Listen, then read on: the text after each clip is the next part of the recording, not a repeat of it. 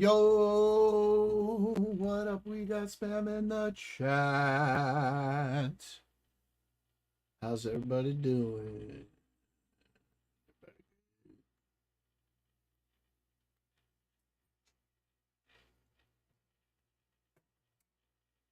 What up, Muhammad? How you doing, buddy? Good to see you.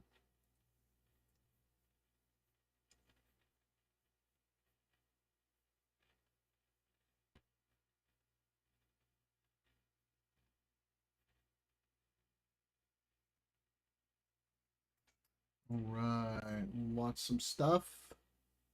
Meanwhile, I'm about to do a moon mission. How about that, folks? How about that?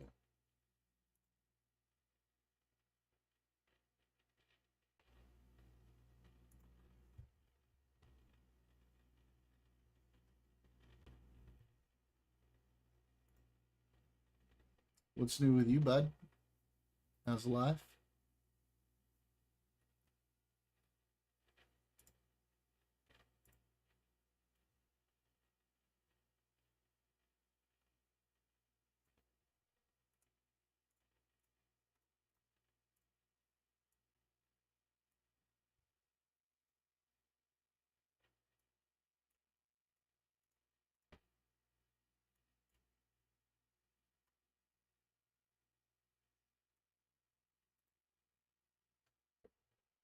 Woohoo!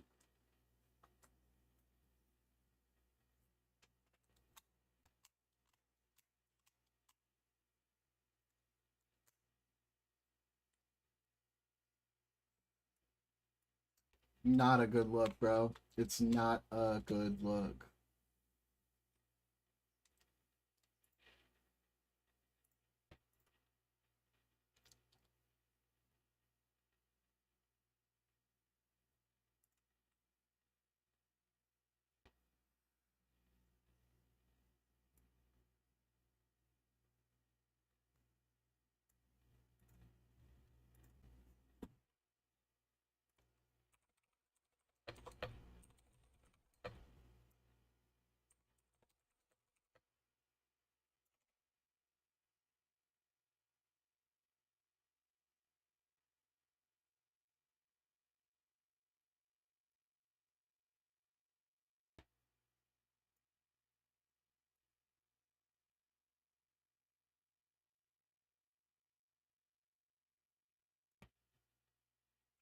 Let's see if this turn shape works.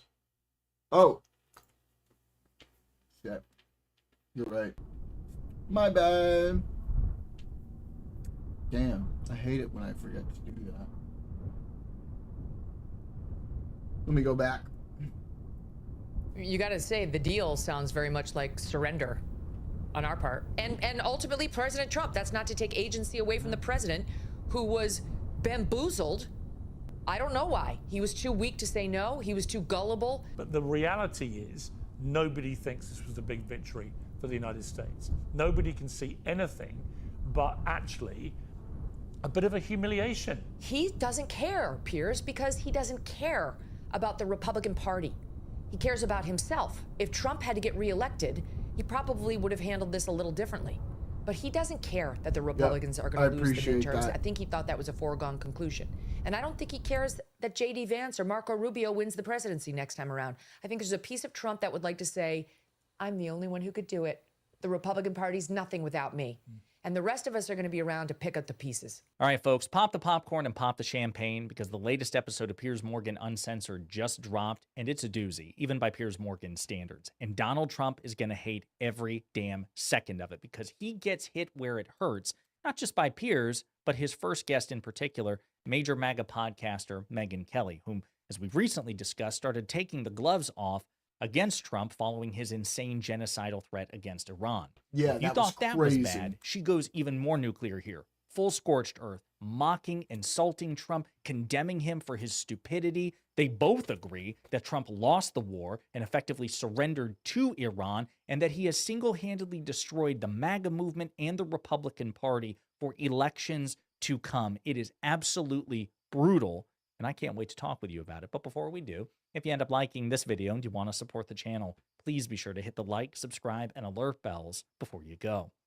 All right, folks, it's important to remember, as much as Piers would not admit it, he is, at least in American standards, a right-winger, at least a center-right person. He favors Trump and the Republican Party over the Democratic Party, and yet he has been forced to grapple with Trump's failures, despite the fact that Trump is a friend of his. Megyn Kelly, even more far-right than Piers, more openly MAGA than Piers, more openly Republican than Piers, and yet they are ganging up on Trump and just humiliating him. But I want to start with Piers's monologue. We're going to do this in chronological order, and we'll unpack it along the way. The furore about President Trump's vow to end Iranian civilization was not about a fear he was about to do that or a hope that he would. It was about the foundational idea that the United States is a bulwark against exactly the kind of atrocities he foreshadowed. If the US is capable and willing to eradicate an entire population, how does it have the moral authority to be a global arbiter of right and wrong? But Donald Trump doesn't seem interested in that. Clearly, he sees the US as a muscular superpower which can throw its weight around to get what it wants. And to be clear, many people support him about that. So amid the shrieking noise and spin about the 11th hour ceasefire agreement, it's worth asking a simple question. Did the US get what it wants? Well, the Strait of Hormuz is open, just as it was before the war began. But nobody is in any doubt about the fact that Iran controls it. In fact, some versions of the text refer to guaranteeing Iran's dominance. The Iranian regime is wounded and weakened, but there's no doubt that it's the same regime. Several branches have been hacked off, but the trunk and the roots remain. Many of Iran's military targets have been destroyed, but Iran still has its uranium, its ballistic missiles, and its proxies across the region. The Iranian maybe a little, but like the rise in costs are a problem that everybody wants to solve. Like, nobody wants to pay the higher amount that it's going to cost. Nobody does. And in that way, I don't see it benefiting them much, because people will be always trying to find the cheaper way and eventually like work a deal with Iran. So even if it did, it would only be like a temporary thing, you know?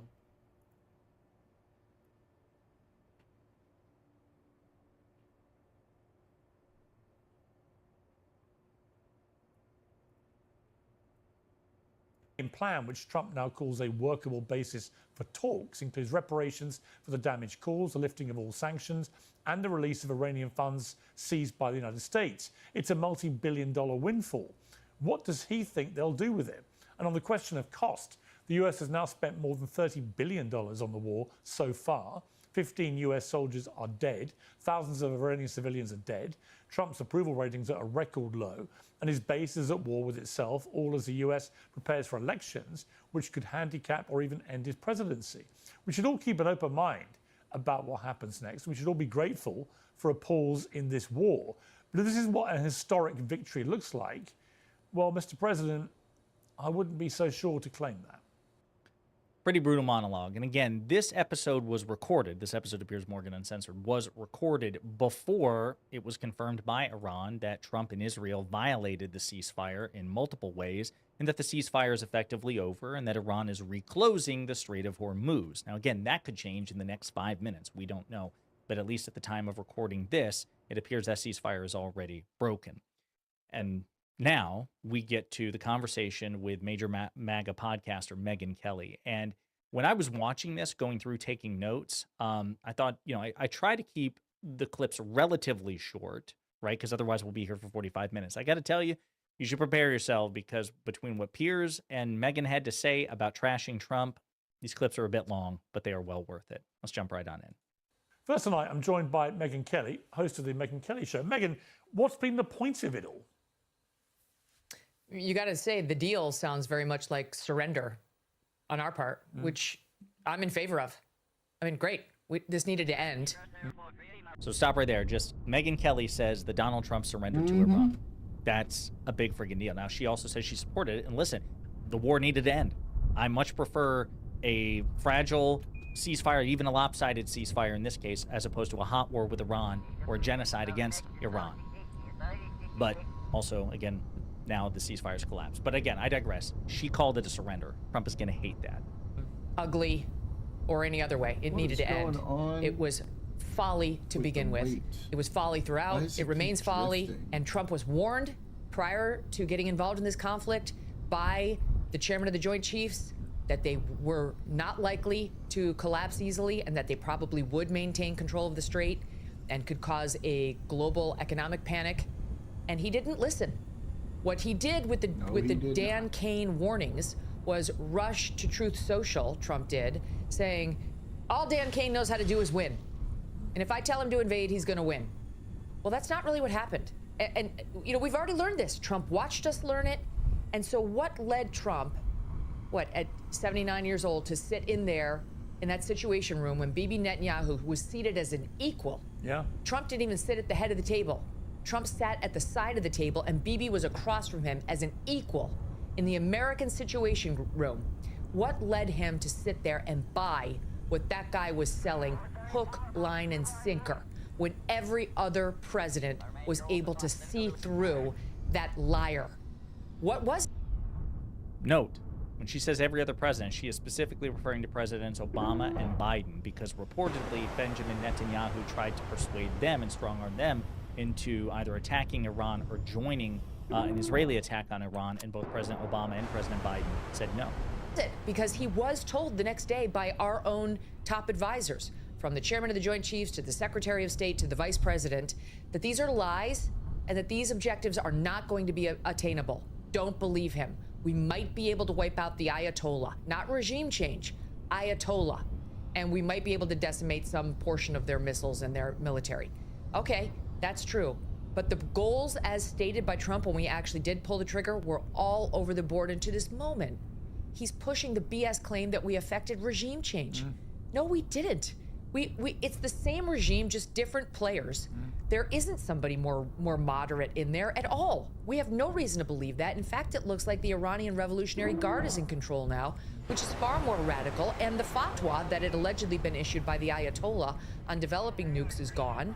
The fatwa being like a religious edict against, right? It's a ban. So the old Ayatollah allegedly issued a fatwa forbidding the development of nuclear weapons. His younger, more radical, more conservative son is reportedly much less likely to go along with that. Iran is more powerful economically. It controls the strait and now is demanding the lifting of all sanctions against it. And what Trump did with that 10-point plan was go from Monday saying no, not good, it is, to Tuesday saying very You'll workable. See. We can do You'll it. See in a second. As a means of saving face to bail off of his insane threats about annihilating an entire civilization. So I don't know how we got here, Piers. I'd like to know just as much as anybody else, but all I can think in my head, based on what I've read in the paper, is we got here thanks to Bibi Netanyahu, Lindsey Graham, and Mark Levin. Verbal Space Program. And ultimately President Trump. That's not to take agency away from the president, who was bamboozled. I don't know why. He was too weak to say no. He was too gullible to see through the lies. One way or another, he allowed himself to be pushed into this insane conflict. This is huge, folks. This is a turning point. Again, Megyn Kelly has been critical of the Iran war, but she has held most of her fire, kept most of her ire for Mark Levin, Ben Shapiro, and yes, Benjamin Netanyahu. And again, you can see it in real time, old habits. She was ready to go on. She was like, actually, no. Donald Trump is ultimately responsible. He has agency. He was the one who agreed to it. He was the one who authorized it. It is ultimately his fault. And what does she say? He's weak and gullible. I'm playing Kelly the career saying mode. This about the man she voted for, endorsed, and campaigned. There is a sandbox mode. Yo. That caused forget. You know the blood fuck and treasure is we happening spilled. right now? As you point out, at least 15 service personnel, I believe, were being lied to about the total number of dead and wounded.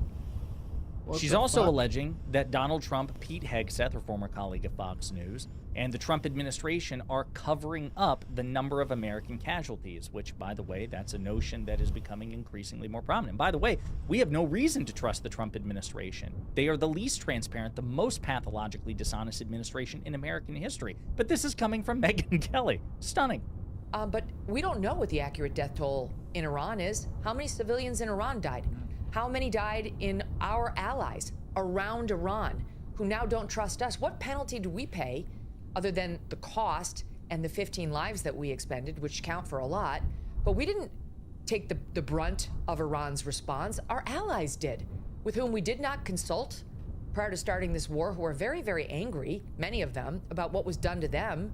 What's going to happen to the trillions of dollars Trump was touting? Yeah, right. They were offered to donate to the United States just to be nice guys and have great relations. You think they're going to spend that on us now? By the way, he was always full of shit okay there. He there. claimed 18, 19, 20, 21 trillion dollars. The number was floating. Even the biased White House official page, which uses inflated numbers, they would only go so far as to claim, okay, 8 trillion. So again, Trump was lying his ass off. Megyn Kelly should have never believed any of that in the first place. But yes, to the extent that they made any sort of commitments, you could absolutely conceive of our foreign allies saying, you know what, one way or another, we are going to renege on whatever commitments or handshake deals we made with Trump. They're going to spend it on themselves. They've got to rebuild massive portions of their own countries thanks to the bombing campaign unleashed against them, because they were within reach, by Iran, who couldn't reach us. So we've upset our allies. We've pleased Israel, although now they're upset that there's a ceasefire. We've upset the American base. The Trump coalition that got him elected is completely fractured and in smithereens. And he doesn't care, Piers, because he doesn't care about the Republican Party. He cares about himself. If Trump had to get reelected, he probably would have handled this a little differently. Listen But to he her doesn't saying care this that the shit like Republicans it's are gonna some lose sort the of midterms. I think revelation. he thought that was a foregone Motherfucker. conclusion. And I don't think he cares that J.D. Vance or Marco Rubio wins If the only there presidency were next time people around. fucking I think telling there's a you piece this of all Trump the that would fucking like to time. say, I'm the only one who could do it.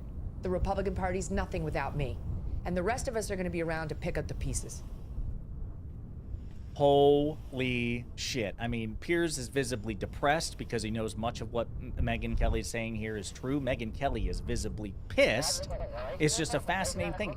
And again, she's acknowledging Trump's narcissism, that Trump has never cared about the Republican Party. Trump's not particularly conservative. He has some conservative policy positions. He has conservative affectations, but he's an authoritarian demagogue. He's a fascist. He's ideologically inconsistent. It's just that the Republican Party made for the more malleable dupes. They're uniquely vulnerable to this sort of thing in a way that the current Democratic Party is not. That's an indictment, Megyn, of you and your party.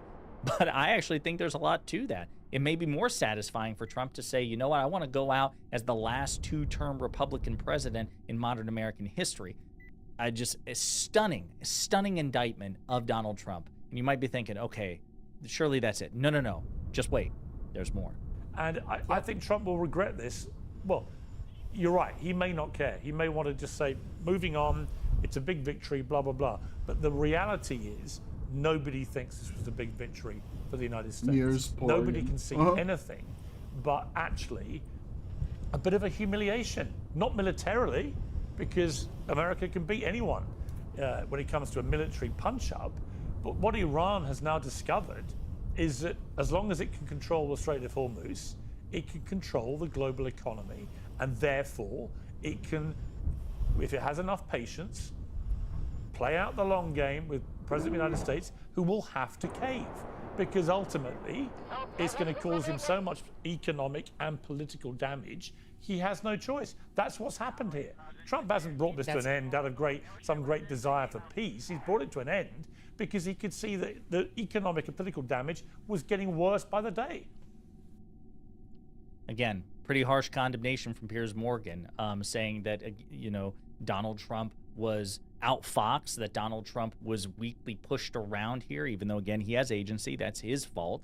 And he's referencing bombshell reporting from the New York Times, specifically Jonathan Swan, called How Trump Took the U.S. to War with Iran. In a series of Situation Room meetings, President Trump weighed his instincts against the deep concerns of his vice president and a pessimistic intelligence assessment. Here's the inside story of how he made the fateful decision. And it is truly bombshell reporting. We haven't had time to go over it yet, but it is uncontested on the right or the left that this happened. It is so thoroughly well-sourced. And Donald Trump is made to look like a total buffoon as a consequence of this reporting. Irish name or and whatever it is. yeah, it's just funny to see Piers reckon with this in real time. Here's another clip. Because the Iranians wouldn't fold. They realized what the pressure point was and that it was working, and they watched Trump's poll numbers spiral downward in every piece of the coalition that elected him, and they realized that their ability to just withstand the beating was working, was getting them to where they needed to get. Because look, there was never majority support behind this war. There wasn't some groundswell of support behind this war, right? There was a Republican-based support for the war, but the Democrats didn't support it, the independents didn't support it, and very soon into the war, the Republicans stopped supporting it too. MAGA supported it. As MAGA dwindled, by the way, was already only about 15% of the population. It's getting smaller by the day. President Trump 3 weeks ago declared that to be MAGA, you have to support Mark Levin. True. Where upon which multiple formerly diehard MAGA people who are dedicated to it said, I'm out. If those are the stakes, I'm out. Listen to how visibly and audibly depressed Piers Morgan is about Trump's total political ruin, which Donald Trump himself, has created. Now, the folly of this war from day one, I have, Tucker has, Candace Owens has, Joe Rogan has, Theo Von has. I mean, there is a massive cross-section of people in our world, which is what I call the unfiltered world, where you're not controlled perhaps by other forces that own networks and so on, that sort of send out a directive about what you should and shouldn't be saying. So in the free spirit world, where you can say what you really think, pretty much everyone has been agreed. This looked like madness. And it wasn't just Steve Chung, who is a master messenger and saw the storm coming. It was J.D. Vance, who, according to the New York Times, was in there specifically saying it's going to fracture the coalition. And boy, is that an understatement. Trump is now underwater, and he wasn't before, with men. Don't forget the gender divide that happened in 2024. The women went overwhelmingly for Kamala Harris, and men went for Trump. Now he's underwater with men, including with young men and young people. The young person coalition that Charlie Kirk delivered to the president is gone. They've abandoned Donald Trump. The working class, Piers. The latest poll that just came out showed he's 2 points underwater with the working class. That's been Trump's base from the beginning. They were the unshakable foundation that got him elected over and over, and they're gone. They're very angry. They care about what's happening in Iowa, not Iran. They don't want days and days and more weeks of debates over the Strait of Hormuz. No one cares. They care about their own lives. They care about the fact that they can't pay for health care. They can't buy a home. Young people cannot get a home, even though two people are working nonstop, round the clock, with no vacations in this country. President Trump promised he would do something about that. Now we see the leaked soundbite saying, can't really worry about anything at the federal government level other than military. Everything else has to be done at the state. Then they pulled that down off the internet because they didn't mean to share it. He said it at an Easter breakfast that was supposed to be private. Well, it's going to be the campaign ad for every Democrat in these midterms. That clip was stunning. I mean, it did. And then they panicked, and they took it down because it was meant to be private. They accidentally posted it. It was just one of those classic Trump moments where he just says the worst possible thing out loud. And yes, Democrats would be wise to make it campaign fodder. So he's lost working class, he's lost men, he's lost young people, he lost Hispanics by some 50 points. Every single gain with Hispanics is now gone. It's eradicated. Blacks, he had made some inroads with blacks. Done. You name it, they're all gone. The question is now not who has he lost, the question is who remains. And sure, it's the diehard MAGA, Trump can do no wrong, he's some savant, whatever he says is right. That's great. He'll always have those people. You can't win national elections with some fraction of 15% of the electorate. The vast majority of Republicans would call themselves America First, but not necessarily MAGA, certainly not the way Trump is now defining that term. And he misunderstood his own base twice critically in the past year, and both times are really undermining him right now. One was Epstein, thinking he could just say, Epstein, who still cares about that? No one's talking about Epstein. He misread the base, which very much cared about Epstein, and Trump could not get rid of that with a shrug of his shoulder, and ultimately it resulted in legislation he had to pretend he favored that was crammed down his throat, and he had to sign, though it had enough loopholes in it to drive a Mack truck through. But in any event, it was talking about the Epstein Files Transparency Act, and yes, Trump gets no credit for that because it had veto-proof majorities against him.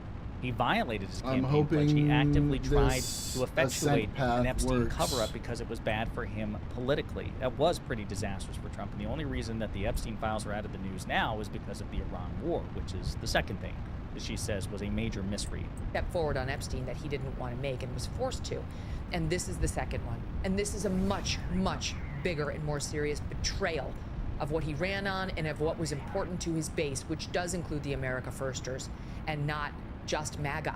Or as Marjorie Taylor Greene has been saying, at this point, she's not America First, she's America only. And I think a lot of us are getting to that point. We are sick of being the policemen of the world, of being dragged into conflict after conflict by Bibi Netanyahu, by Israel, who's supposed to be our special ally, but in what they're special at is getting us to fight their wars and get involved in their conflicts that they can't fight by themselves. That's what Dan Kane said to President Trump the day after Netanyahu came for the 7th time and was sitting in that situation room like an equal. He said that they're great on intelligence. That's supposed to be the area in which they're so special to us. They share their intelligence. They're great on it. But that intelligence doesn't always seem to pan out. Like, the regime will fall easily. The Iranian people will revolt in the streets and take over. With how? They don't have guns. Bombs would be raining down. Wasn't this thought through? There isn't regime change. The Iranian people are arguably worse off than they were before. Oh, yeah. And it's all based on Bibi Netanyahu's special intelligence, which cost at least 15 American lives, the fracturing of the Trump coalition, probably at least the next 2 elections for Republicans, not to mention the amount of lives and blood and treasure that was spilled in the Middle East. So great job. Megan, got to leave it there. Wish I could talk to you for another hour because it's blistering stuff, but you're so right.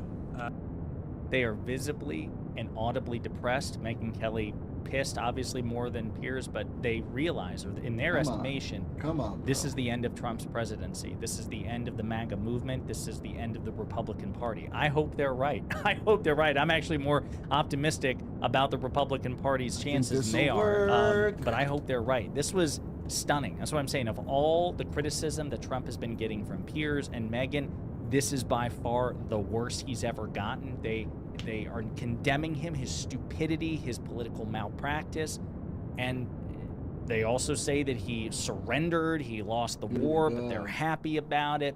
And who knows what the hell is going to happen next, but that was the most brutal interview that Piers has ever had for Donald Trump, and it came from Megyn Kelly. So I cannot wait to see this make the rounds. In the meantime, let me know what you think in the comments. It's going to be a tough one. This is going to be a tough one. The meltdown among former Trump supporters is truly something to behold, and that's why we keep checking in on it. Some of the biggest right-wing, even in some cases extreme right-wing figures who were like nearly storming the Capitol or literally for Trump are now completely disillusioned with him. Especially the Iran war saga. And I don't know who will title this particular video around. It may be Alex Jones or maybe Megyn Kelly, but we're going to talk about both Alex Jones and Megyn Kelly in this segment, who are both just aghast and shocked at the guy they supported crumbling, his presidency collapsing, and it being a complete failure, which is further confirmed by the news that we've been discussing all throughout today about his failure with the Iran war. So let's check in on Alex Jones first, then we'll get to Megyn Kelly. I am in the twilight zone right now. I am officially in the twilight zone right now. And I'm sitting there watching Trump wreck MAGA, wreck the Republicans, wreck the world economy, maybe wreck the planet physically. And then I'm just looking over at the Democrats smiling and giggling and everything else when they did nothing in Congress to block this.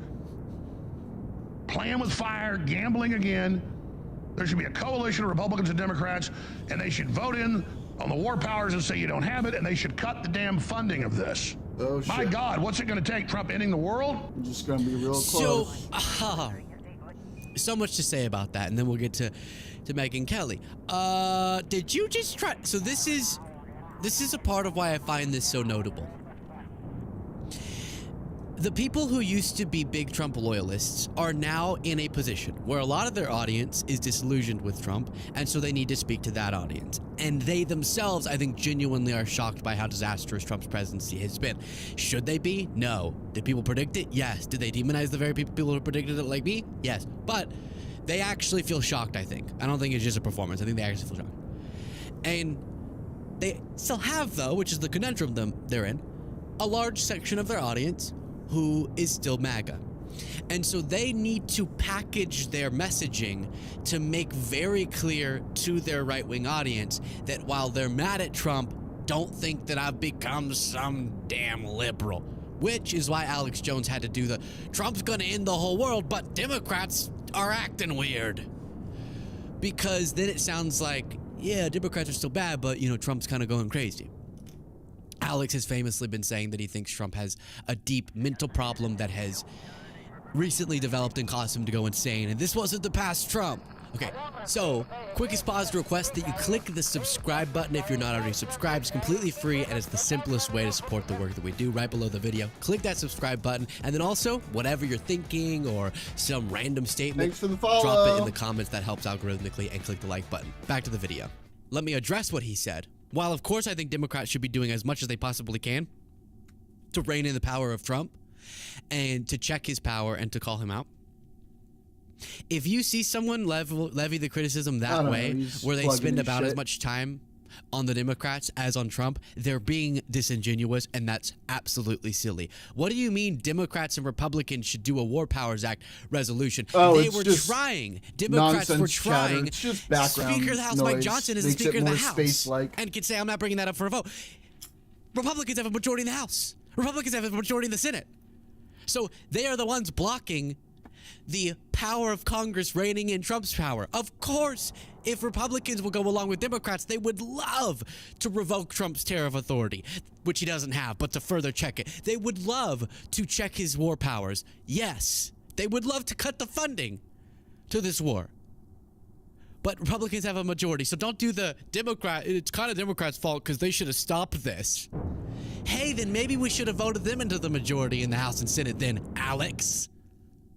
Isn't that funny? He spent his whole last few years leading up to the 2024 campaign saying Democrats are a part of a globalist elite that is trying to destroy the world and is going to turn all your kids trans, and so you can't vote for them. And now he's saying Democrats are kind of responsible because they should have stopped what Trump is now doing. They should have stopped the guy from having the power that he has because of Alex Jones's advocacy and making him president. Huh. That doesn't sound exactly right to me, Alex. But yes, Democrats should do as much as they possibly can. And they're sort of constrained in their power because they don't have a majority. And so that means they don't have the position of the Senate Majority Leader. They don't have the position of the Speaker of the House. Then you have Megyn Kelly also a guess. This is a little comparison. You're going to see her going, you know what? Trump could nuke a country and I would still have to vote Republican. But now she's breaking down. Trump could drop a nuke and I'd still vote Republican over those people. I mean, I don't know about you, but I am sick of this shit. I'm sick of it. Can't he just behave like a normal human? I mean, honestly, like the president, 3D chess, shut up. Fucking shut up about that shit. You don't threaten to wipe out an entire civilization. We're talking about civilians just casually in a social media post. You know, like I am the first to try to understand Trump and his strategy and to not freak out over his weird social media posts and language that is loose and incendiary. Truly, I've lived with it for 10 plus years. I learned it the hard way when I was on the receiving end of it for 9 months. And truly, I think that was a gift to me in many ways because it helped me really come to understand what he does with his social media. But this is completely irresponsible and disgusting. This is wrong. It's wrong. He should not be doing it. I don't care that it's his negotiation tactic is to kill an entire country full of civilians, men, women, and children. An American president so that the Strait of Hormuz will be opened. It's just wrong. It's not hard to say it. It's not hard to recognize it. I wish he would stop doing this. Like, he can't negotiate without doing this. What does that say about him? What does that say about the position that our country is in right now in these negotiations? He's got to say this? Yes, exactly. That's what I was saying yesterday, which is it tells you something about the position he feels he's in to have to threaten genocide to get what he wants. And he still didn't get what he wanted. when even the country with, do we have the most nukes? Does someone else have the Pope? Let's say we have the most nukes. We're the United States of nuke in America. And even us threatening to nuke your country, which is in essence what he was threatening, isn't enough.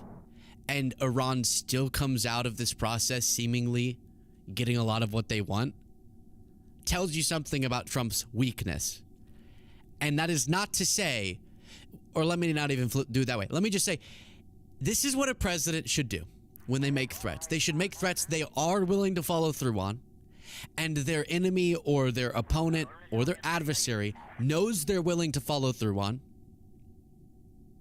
and then they get what they want because of that.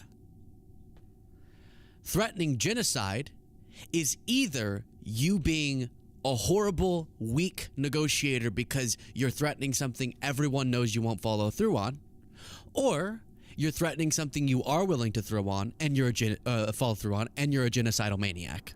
Those are the two options, both bad. And it's negotiating from a position of weakness. And if the power, as I said yesterday, we had exhibited throughout this war, and if Trump's strategy was so brilliant, then we would be in such a good footing that you would never imagine him being so desperate as to threaten eliminating their entire civilization. But the Megyn Kellys of the world didn't have to do what they did. And I'm gonna put that probably in every segment like this. Good job now saying that this is bad. But it kind of feels like you walked up to a kid and punched them like a little kid, okay? They're like, I'm going to school, I'm a little kid. And then you go, boom, and you punch them across the face. And then they're like, wah, I'm in pain. And then you kick them. And then I walk up and I go, what the hell? And then you go, aw, the kid's bleeding. You know what? I was gonna hit him again, but I'm not going to. And then you're expecting me to go, great job not hitting him again. So like, yes, I'm glad you're not hitting him again. Meaning, I'm glad you're not doing something deeply irrational again and bad. But why'd you hit him 2 times? Why'd you do that? I know sometimes kids are so loud. And they keep screaming 6-7. And I get that. I get how annoying it is. But you can't just hit them. You can't hit them. Because that's bad. So supporting Trump when it was so obviously abundantly bad and irrational, as a prominent media figure for this long, and then going, oh, I'm starting to realize how bad he is. I do give you credit for not punching the kid again, but again, it feels weird to applaud you. It does. It really does.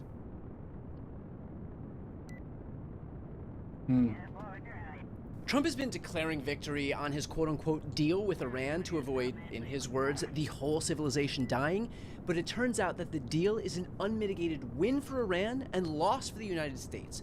So here's what we have to show for Operation Epic Fury. Iran will continue to control the Strait of Hormuz, Iran gets to charge tolls now on ships passing through the strait, and Iran gets to keep its enriched uranium, which is necessary to develop nuclear weapons, which we were led to believe was the point of this entire thing. In other words, Iran offered up basically no concessions, and now they'll have even more money to rebuild. And what do we have to show for all of our efforts? Well, we've got 13 dead Americans, almost 400 wounded, the largest oil supply disruption in recorded history, gas prices surging toward $4.30 a gallon nationally, and we'll have to contend with an Iranian regime led by another guy named Khamenei, who is reportedly even more hardline than his father, and who now has a personal vendetta against the United States. So, art of the deal? And according to ABC News, Donald Trump had the audacity to call it a, quote, beautiful thing.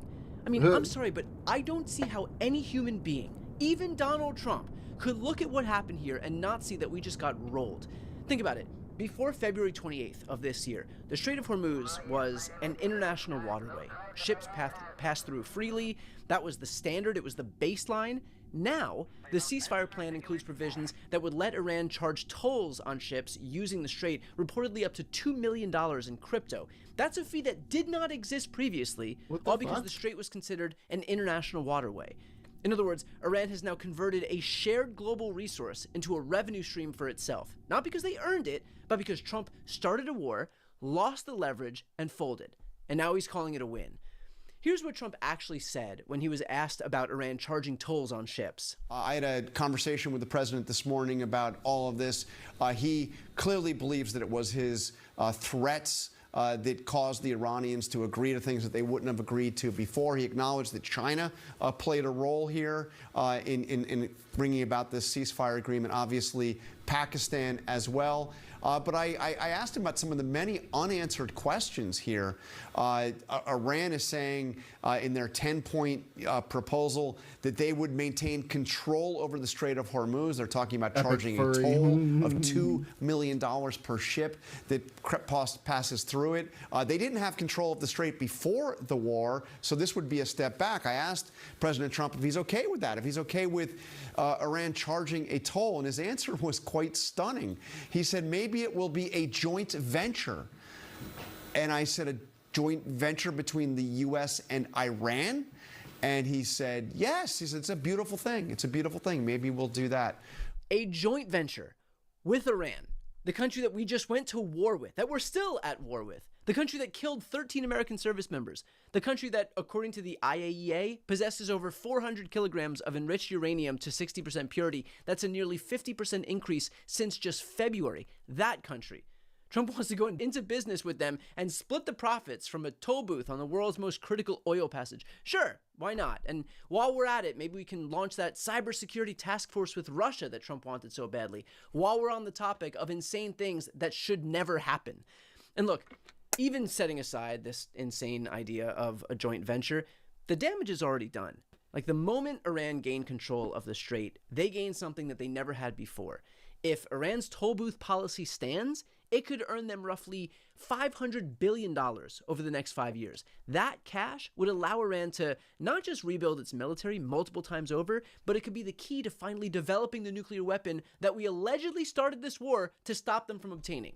In other words, we went to war specifically to stop Iran from developing a nuke, and the deal that we came out with could fund them building a nuke. That's not a victory. That is a catastrophic, historic failure wearing a mission accomplished banner. Something that the Republican Party seems quite adept at doing. And speaking of the nuclear program, let's be crystal clear about where things stand here. The Farsi version of Iran's 10-point ceasefire plan included the phrase acceptance of enrichment. But in the English version, shared with journalists, that phrase was mysteriously absent. So Iran is putting out two different versions of the same deal, one for their people and one for ours. And that is the agreement that Donald Trump is calling a total and complete victory. So he's either being played or he knows what they're doing and doesn't care. And I genuinely don't know which one is worse. And by the way, don't take my word on any of this. This was Fox News' thoughts on the matter just today. But I will say that the president's demands, we have not reached any of those objectives. I have full confidence that the president is going to find some way to make this happen. But he said that we want to dismantle all major nuclear facilities. That has not happened. The end of uranium enrichment on the soil, they're still enriching. The transfer of the enriched uranium stockpiles out of Iran, that hasn't happened. The acceptance of intrusive international inspections, they're still not willing to do that. And they have not suspended their ballistic missiles program. They're still firing them off to stop the production of the long-range missiles. That's just a few of them on the president's proposal. The question is the president using this 2 weeks to give our soldiers a break, a rest, to see if we can get this ultimately done? We'll see. Yeah, not great when even the state TV guys don't know how to spin this one. And let me be precise about something here because I don't want to overstate anything. This is a ceasefire, not a final deal. The formal negotiations have not yet concluded. There is a 2-week window now. Maybe something better comes out of it. I genuinely hope so. But based on what's on the table right now in front of us, based on the terms that Iran is claiming and that Donald Trump is calling workable, this is an L. Donald Trump pulled us out of the JCPOA in 2018. He called it a horrible one-sided deal, said Iran would never get nuclear weapons on his watch, said that he was the greatest deal maker in the history of the world, and so after waging a voluntary war that killed American troops, crashed energy markets, triggered the worst oil supply shock since the 1970s, and left Iran in a stronger strategic position than when they started this war, Donald Trump wants you to know that it's a big day for world peace. The emperor has no clothes, and the American people deserve to know it.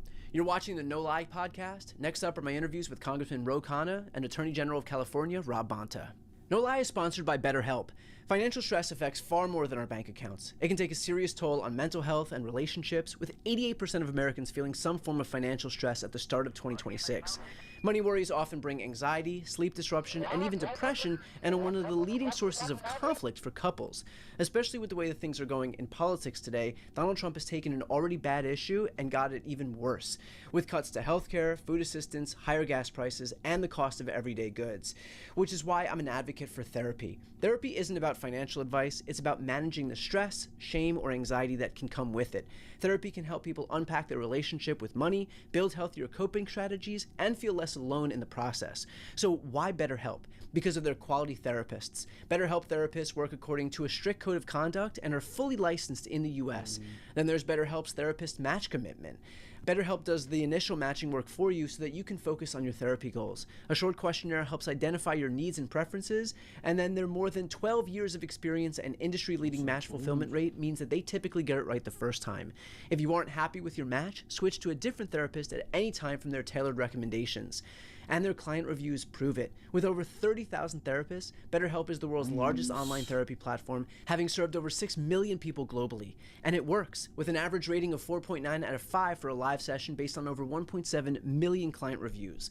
When life feels overwhelming, therapy can help. Sign up and get 10% off at betterhelp.com/nolie. That's betterhelp.com/nolie. No Lie is brought to you by ZBiotics Pre-Alcohol. Let's face it, after a night with drinks, I don't bounce back the next day like I used to. I have to make a choice. I can either have a great night or a great next day. That is, until I found pre-alcohol. So what is pre-alcohol? ZBiotics Pre-Alcohol Probiotic Drink is the world's first genetically engineered probiotic. It was invented by PhD scientists to tackle rough mornings after drinking. So here's how it works. Okay. To drink, alcohol gets converted into a toxic byproduct in the gut. It's a buildup of this byproduct to bring dog years, to learn more. The whole civilization dying, but it turns out that the deal is going to be a What the fuck?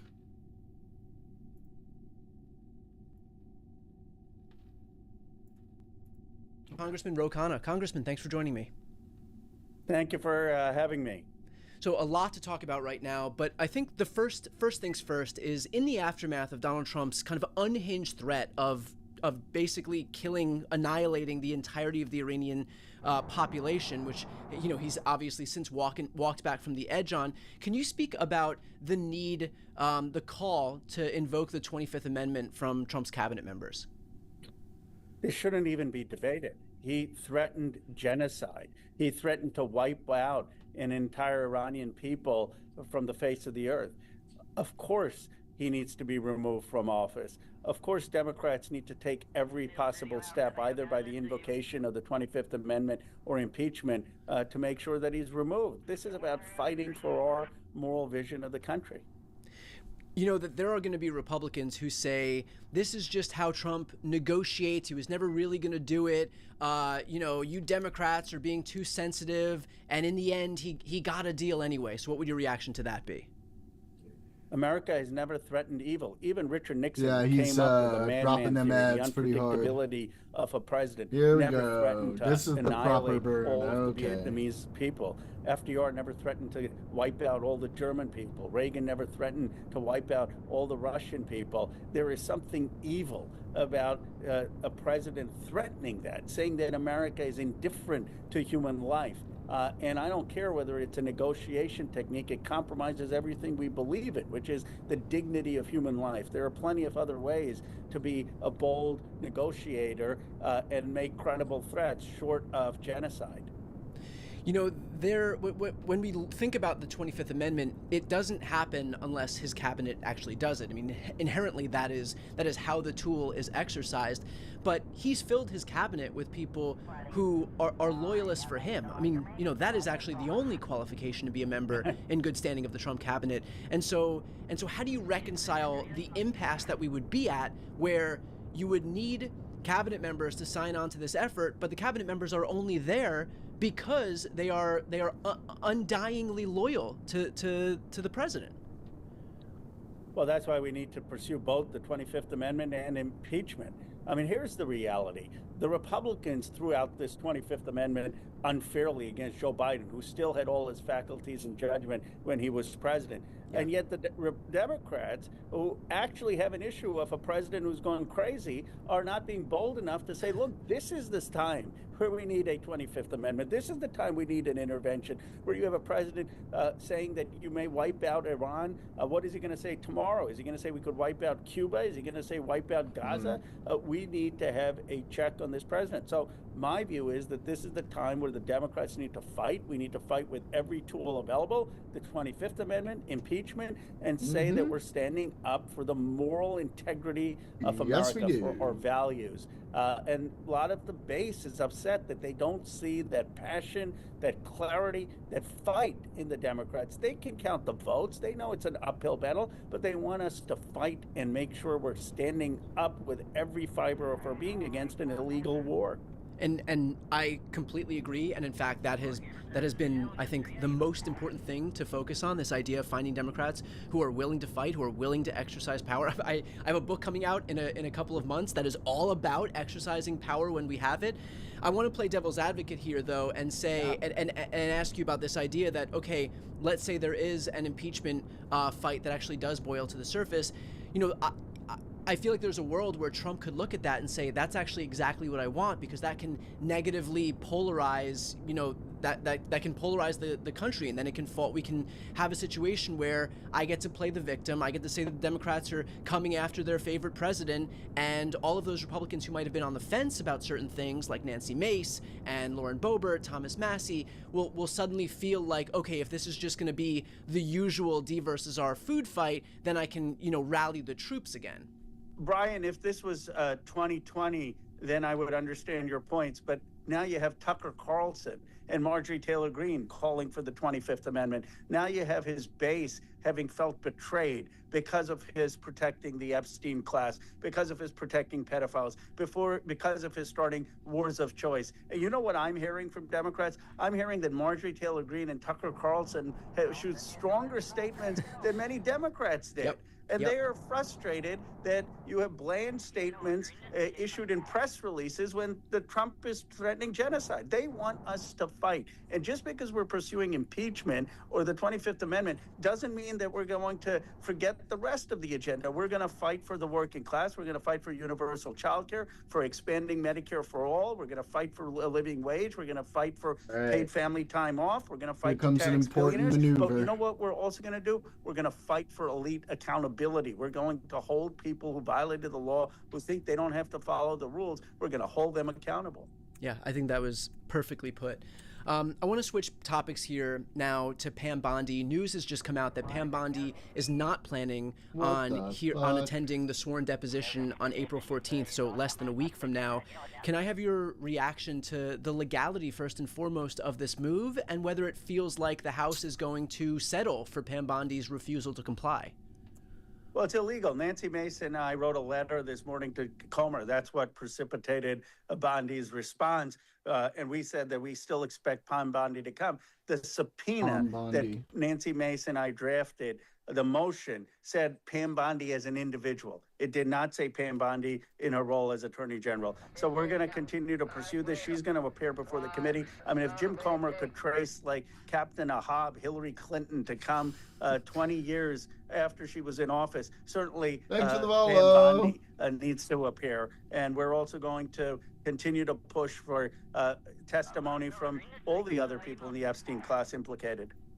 In terms of the logistics behind forcing compliance with the subpoena, is this something that would be voted on in committee, in which case the fact that Nancy Mace is on our side, the accountability side, doesn't bode well for Pam Bondi's ability to not comply? Or is it going to be a unilateral decision by James Comer to determine whether or not that subpoena is valid? No, it will be voted on in committee, and Comer knows that. He knows he doesn't have the votes. And then Nancy and I would bring a subpoena again for Pam Bondi as an individual. This is just a delay tactic. We'd have to vote for it again. My guess is we won't even have to vote. They will find an alternative date for Bondi, and it's just a issue of delaying and buying her time. But we have the votes, and we also need to vote to subpoena now Todd Blanche, who's the acting Attorney General, to get him to appear. But it is awfully convenient, Brian, that the president fires Pam Bondi a week or two before she's scheduled to appear in the Oversight Committee. It just highlights that there is a cover-up. This is one of the biggest scandals in American history, and it's been one of the biggest cover-ups in American history. Well, we've spoken about my next question a few times, but I think for posterity it's worth reiterating here, and that is, what happens in the event that Pam Bondi decides not to comply when the only agency that would be tasked with holding her to account for failing to comply with a subpoena would be the very Department of Justice that we all know would never lay a finger on Pam Bondi? Well, and this is why we can't just, as Democrats, say when we win in 26 and 28, we're going to move on and move forward. We need to have accountability, and that accountability is going to start, of course, with prosecution of people who actually raped and abused these young girls on Epstein's Island and Ranch. But it's also going to mean accountability for people like Pam Bondi, who either covered up or if they fail to appear in front of a committee. That's criminal contempt. And when we have a majority in the House, we can vote for criminal contempt for Pam Bondi. So life is much longer than Donald Trump. He's soon going to be a lame duck. And soon people are going to realize that the Trump umbrella of protection no longer protects you when he's no longer in power.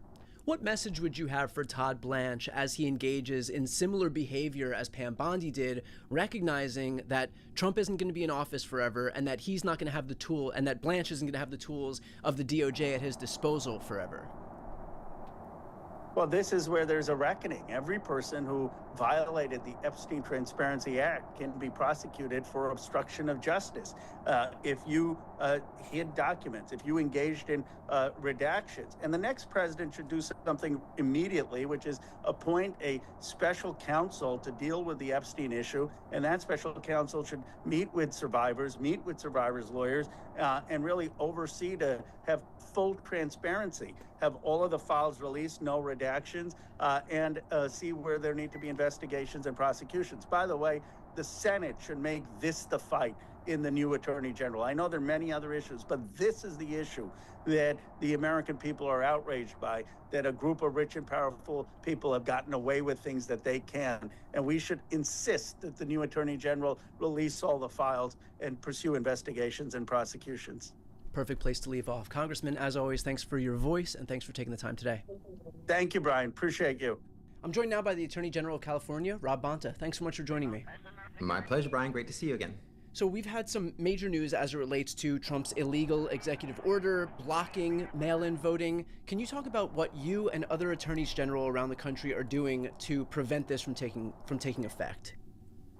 Absolutely. In short, when the executive order came down last week, we immediately started inspecting it for legal compliance and quickly concluded that it is not lawful. And so we brought a lawsuit by the end of the week, the same week, days later.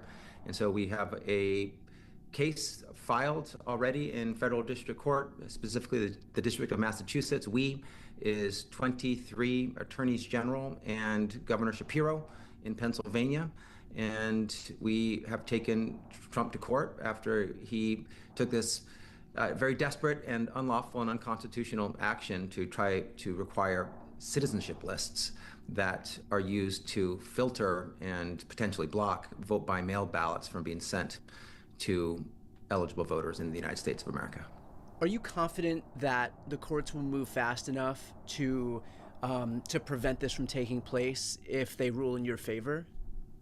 We feel very confident. And, we can never speak for the court. The court is an independent, separate branch of government, co-equal branch of government who needs to act. But based on our prior lawsuit that we had with respect to Trump's executive order on elections, where we, in our case, the multi-state, as well as multiple other cases, secured orders blocking a very unconstitutional action, we feel we can do the same thing here. And the way that the executive order is crafted and designed, it can't be in effect by the June primary elections, the ones coming up.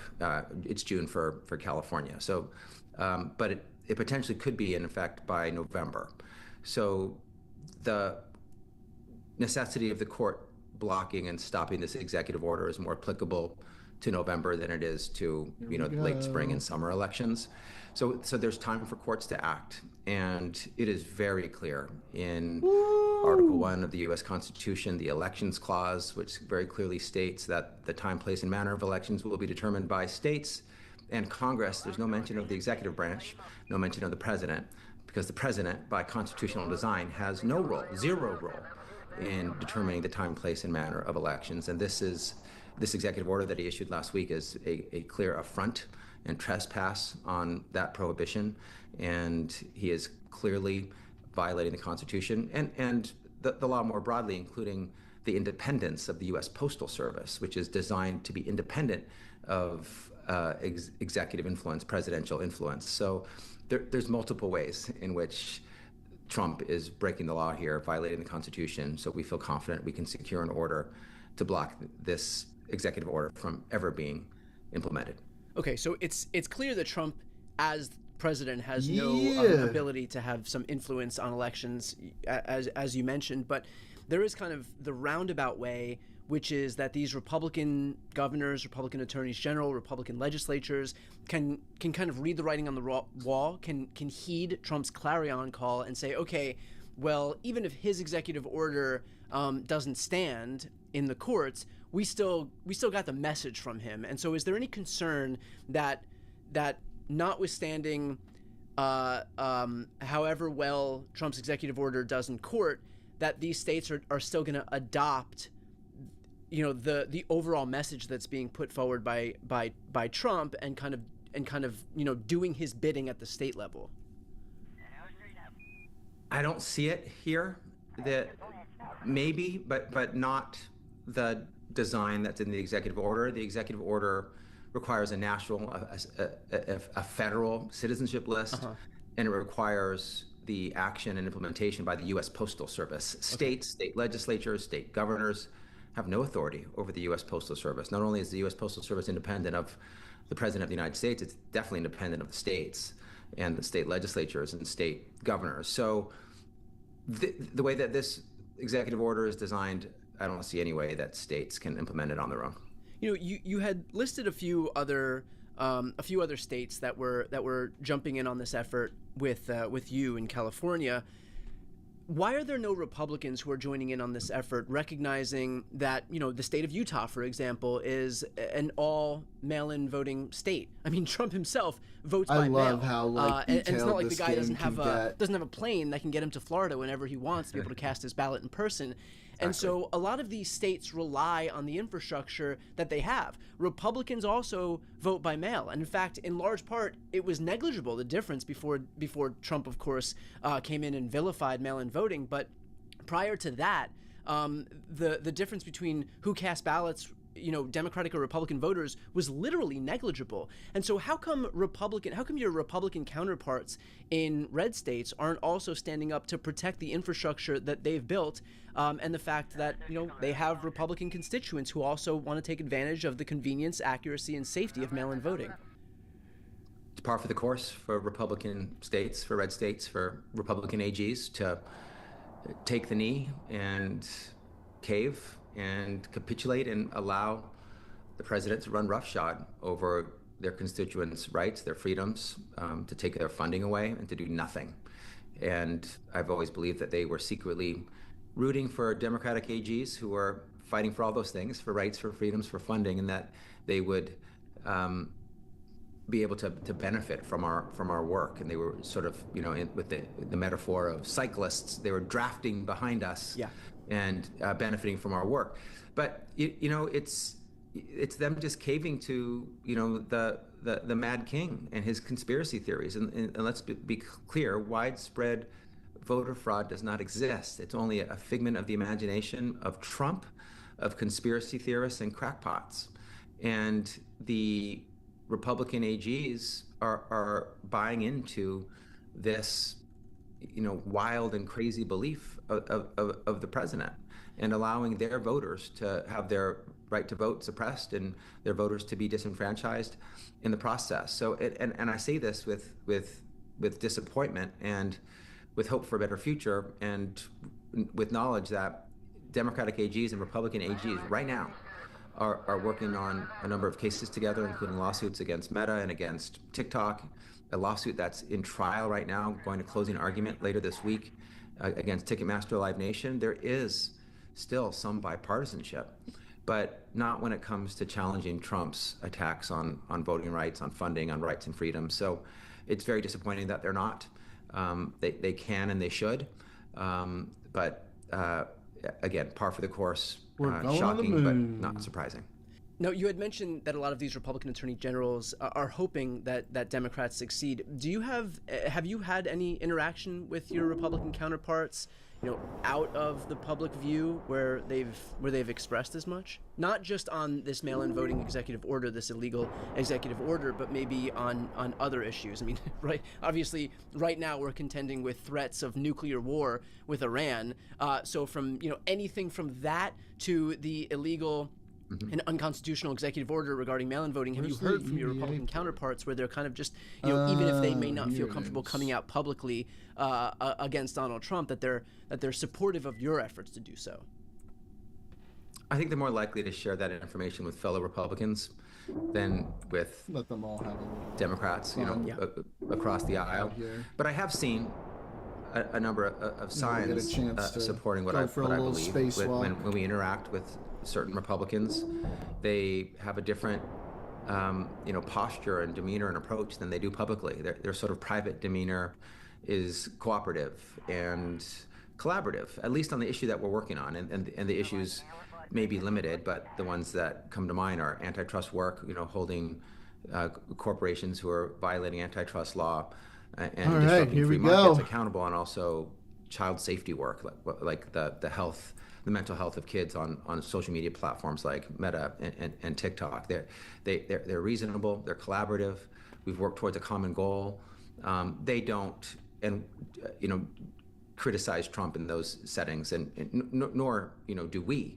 We're just working on a common goal together and realize that you know, common ground may be limited, so let's try to occupy it together instead of, you know, going quickly to the area where we might not agree, and you know, that could disrupt the relationship. But I think most American people, you know, regardless of party affiliation, are good, and they're decent, and they want good things, and they see decency and goodness in others, and it's obvious, you know, painfully obvious, that Trump is neither good nor decent and doesn't have a lot of redeeming factors. And I think, you know, the supermajority of the American people see that in his personal conduct, but also as reflected in some of his policies as well.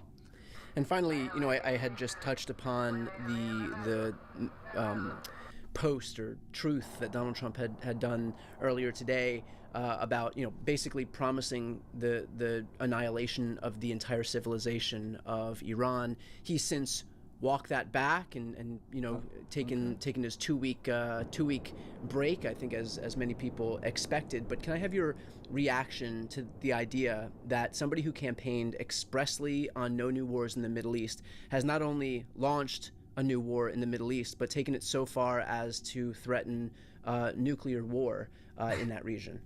And this is someone who was complaining about the injustice he suffered.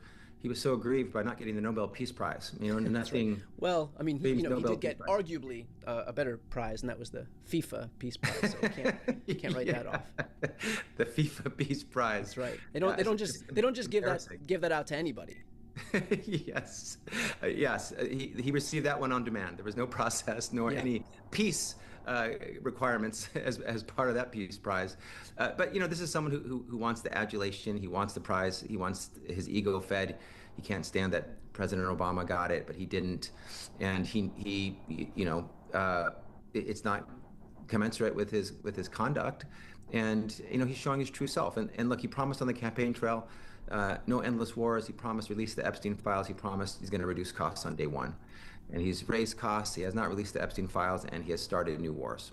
And so he's completely hypocritical, sadly as expected, and it's par for the course for him. And this bluster and this bluffing about total annihilation and kind of the taco Trump Trump always chickens out, and he goes 100 miles per hour, then he backs down, then he threatens and dangles the threat again.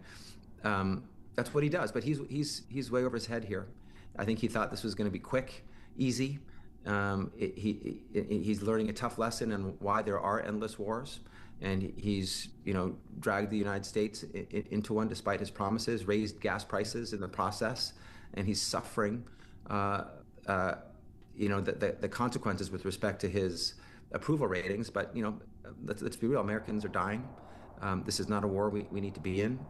This is not a set of risks we need to be taking, and I think he's trying to get out of it as soon as he can, but he's finding how difficult it is. And his social media posts seemingly are at escalating levels of ridiculousness and inappropriateness. Lunacy, yeah. I wonder what's going to happen tomorrow.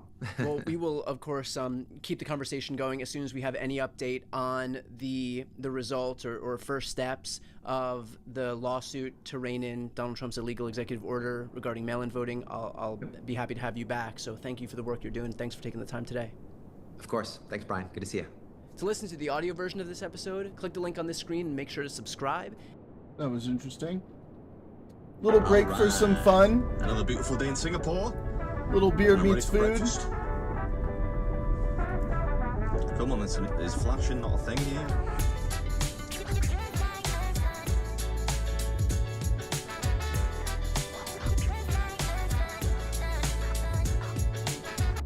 Last minute adjustment. Ooh. No, I give that like a 9.2 out of 10, I reckon. All right, today's order of business is a giant breakfast sandwich. Looks pretty formidable, although according to Randy's website, it only gets 3 out of 5 stars for difficulty. Not sure I'm buying that. 30 minutes to finish. If you do, the meal is free, plus you get a sweet t-shirt and a spot on the Wall of Fame. Fail, and it's $190. Christ. Exactly. No Yorkshireman has ever paid that much for a sandwich, ever. Right, it's around here somewhere. Are you Adam? Yeah. Oh, hi.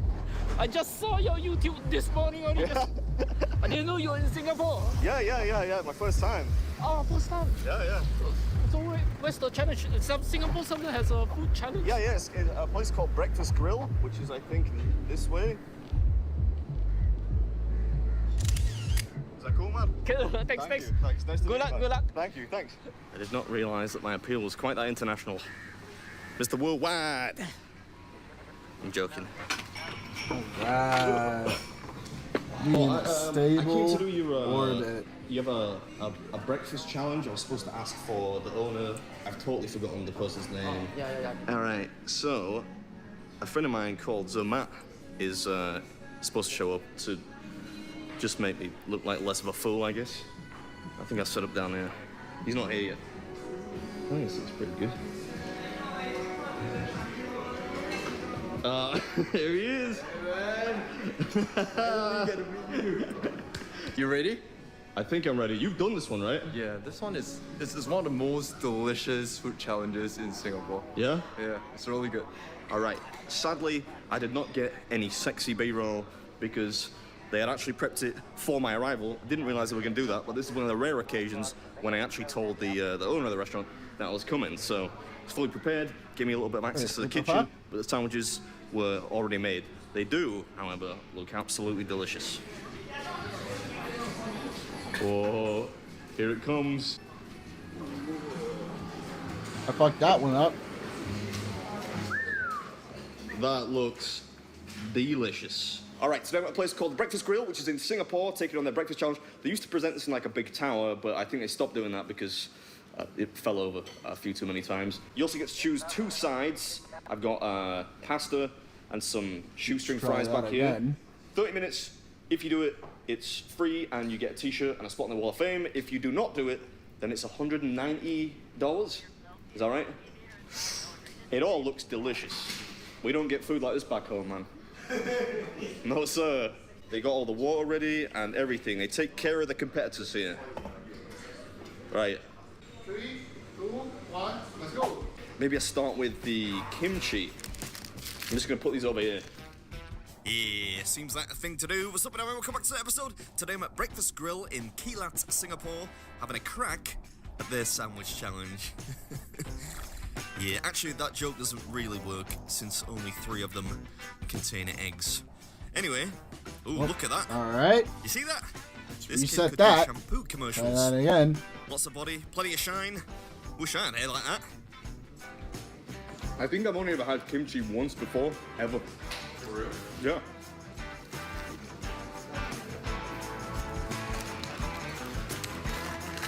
What's in this one? Egg spam. Spam? Yeah. We love spam in England. Yeah, we do have a somewhat intractable habit of eating like the Luftwaffe are still flying overhead. I'm not sure the server here is enjoying the show. What do you reckon? The egg is delicious. It's really sweet. There's sort of a sweetness to it. That's my favorite. Oh. Yeah, this one is scrambled egg, spam, bacon bits, and American cheddar. A bestseller, apparently.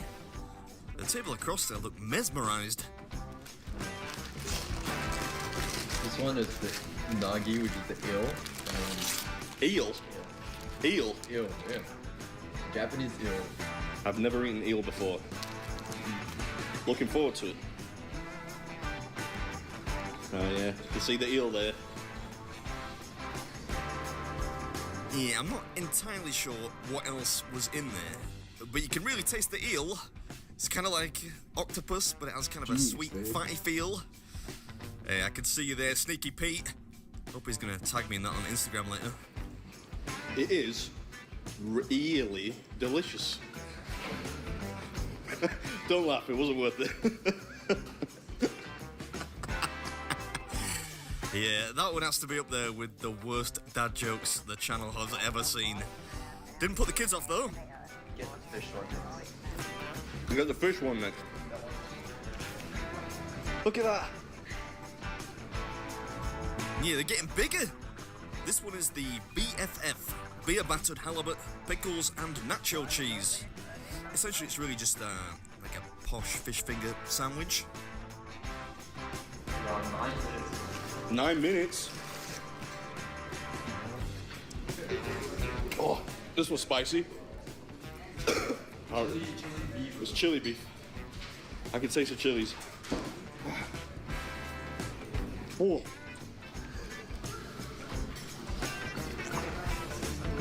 But that one is tiny.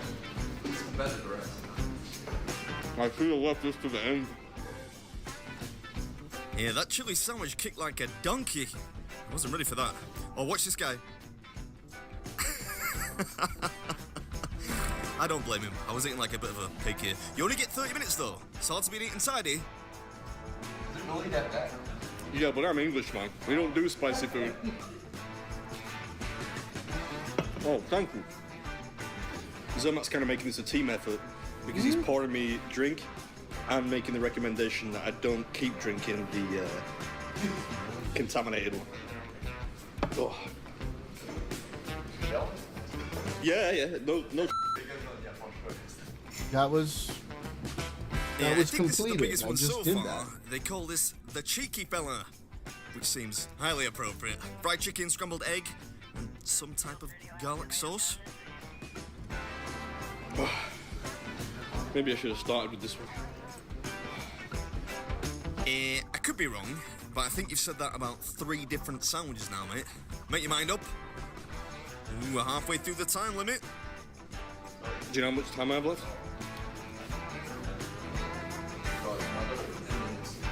Halfway. All right. I think I'm gonna leave that until the end.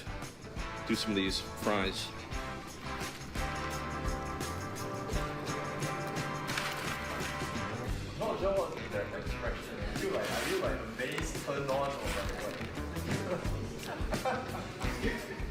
I know it's disgusting. I'm sorry.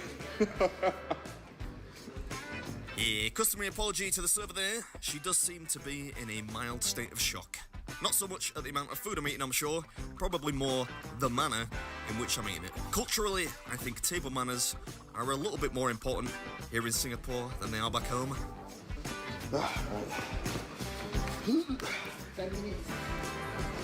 10 minutes. Go. Easy.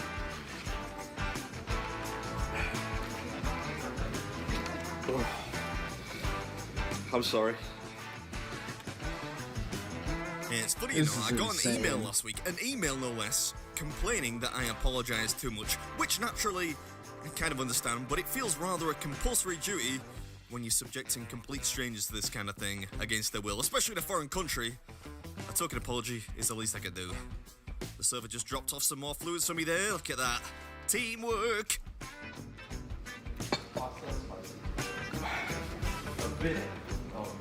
Pasta is spicy. The last one is spicy. Pasta. The pasta is spicy. Singapore version.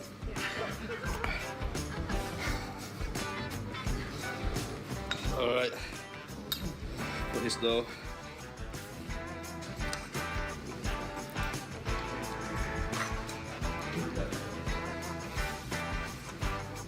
It is a little spicy.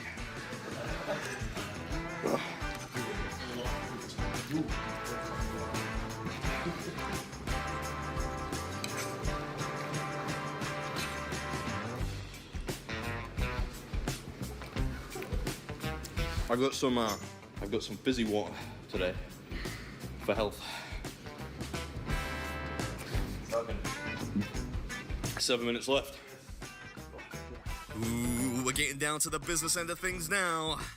Just the spicy pasta and the final sandwich remain. It's gonna be a tight one.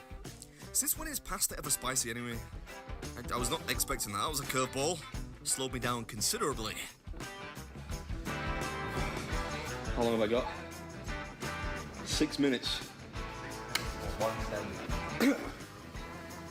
You said this was an easy one.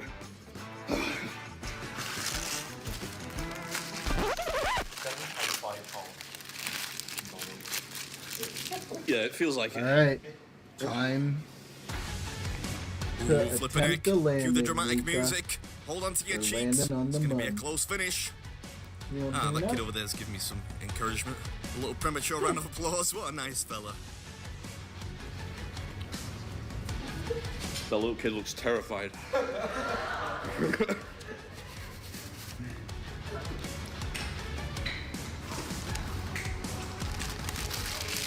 All right, final sandwich.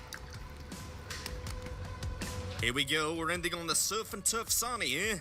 Incidentally, the most expensive one they sell at $24.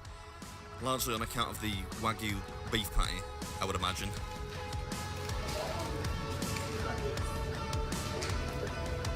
Thank you. Hey, what a trooper. Watching me eat like a pig for half an hour, and she still wants me to win. What a nice lady. Almost there. This one was flippin' delicious. Hope you enjoyed it.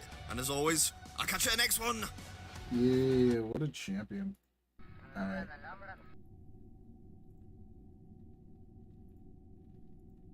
We need our refined Hassan Piker hatred for Tim Miller. Things to focus on. Building parallel institutions. Hassan Piker bad. True. Where did all three justice picks come from the Heritage Foundation? Oh, and Gorsuch? Did Barrett, Kavanaugh, and Gorsuch, did all three come from the... Or no, am I thinking of the Federalist Society? Federalist Society. Supreme Court recommendations. What does it mean when you say, like, they came from or were supported by... Like, how influential are these people really? Like, were they part of the Federalist Society? Or, let's see, the Federalist Society. It's an American libertarian legal organization that advocates for a textualist and originalist interpretation of the U.S. Constitution. Headquartered in D.C., it has more than 200 law schools and features student, lawyer, and faculty divisions, 70,000 practicing attorneys, attorneys in 90 cities. God damn. God damn. Wait, how many lawyers in the United States? 1.4 million. Damn, Jesus. That's a lot of lawyers. Okay. In March of 2020, 43 out of 51 of Trump's appellate court nominees were current or former members of the society. Of the 9 current members of the Supreme Court, at least 5 are current or former members of the organization.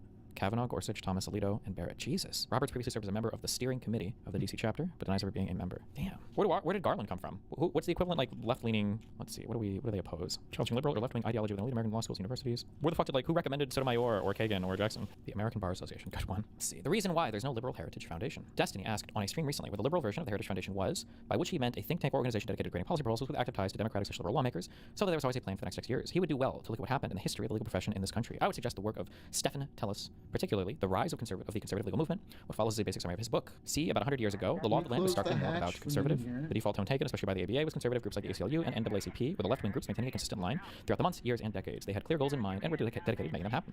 Then came the aftermath of World War II, and the legal profession, especially its leaders and teachers, shifted leftward in more pro-government action. A lot of lawyers with more experience in the New Deal than the ABA's conservatism began joining law schools. These lawyers also had distinct market advantage since they were more familiar with the government's laws and how to navigate them. Also, the declining anti-Semitism meant more Jews were getting into the legal profession, and they were overwhelmingly liberal.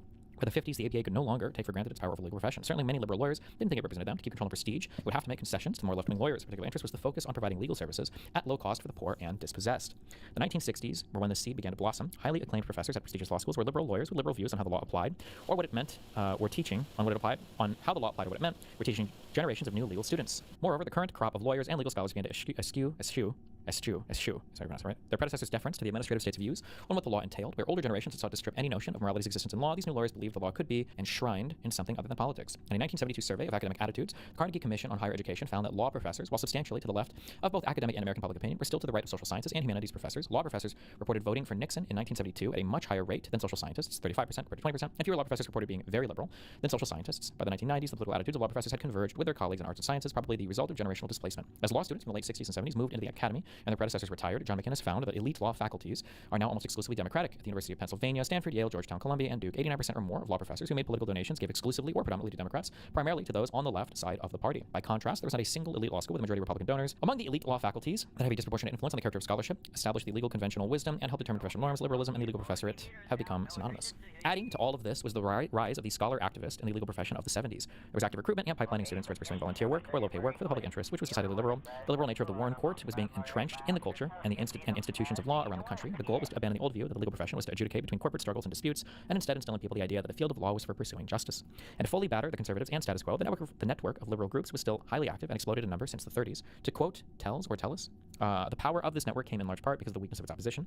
In case after case identified before, defenders of the status quo were marked by their intellectual superficiality, their almost total lack of agenda control, an absence of information, and a vacuum in support from professional elites. Whereas liberals had specialized repeat players defending their side in court, conservatives were often represented by relatively unsophisticated state government lawyers or representatives of business who were more interested in minimizing their costs than in long-term legal strategy. And it worked. Liberal legal victories were enshrined, so much so that even when Richard Nixon and the Republicans realized that they needed to fight back on this front, they were largely unable to do anything but chip away at the margins.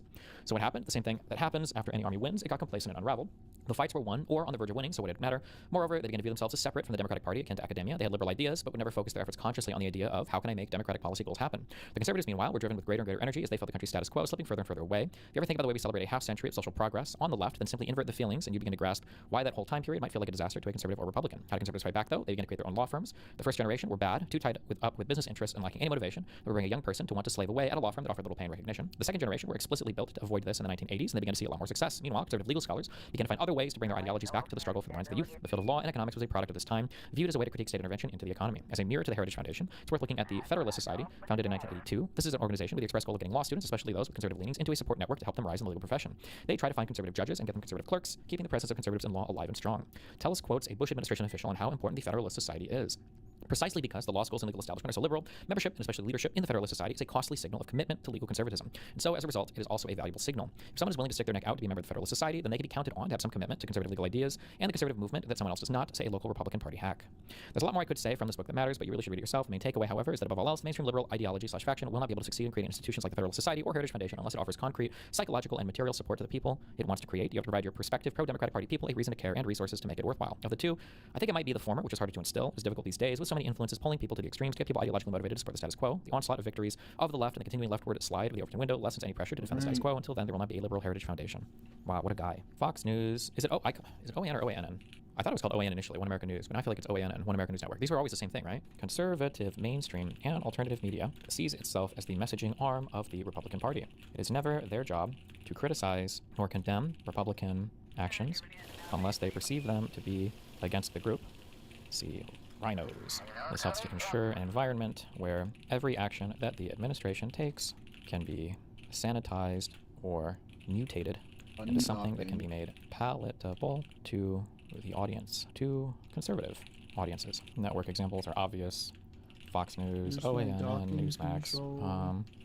Alternative media follows a similar, conservative media follows a similar trajectory due to the massive audience fostered by the mainstream media plus the conservative administration, and due to the due to the active and deliberate interaction of the Republican Party with these alternative media figures. Did Rogan say he speaks to Trump regularly on the phone, or am I making that up? I think Kirk said it. I don't remember if Joe Rogan said that or not. I thought that was Hannity. Several people have said it. I'm curious if Rogan said he talks to Trump on the phone, or he talked to Trump on the phone. I don't remember that or not. Oh, it's OAN, not OANN. Okay. Trump was making an effort to appear on alternative media shows, Rogan, Tim Pool, Median, podcast circuit. Ideological media culture.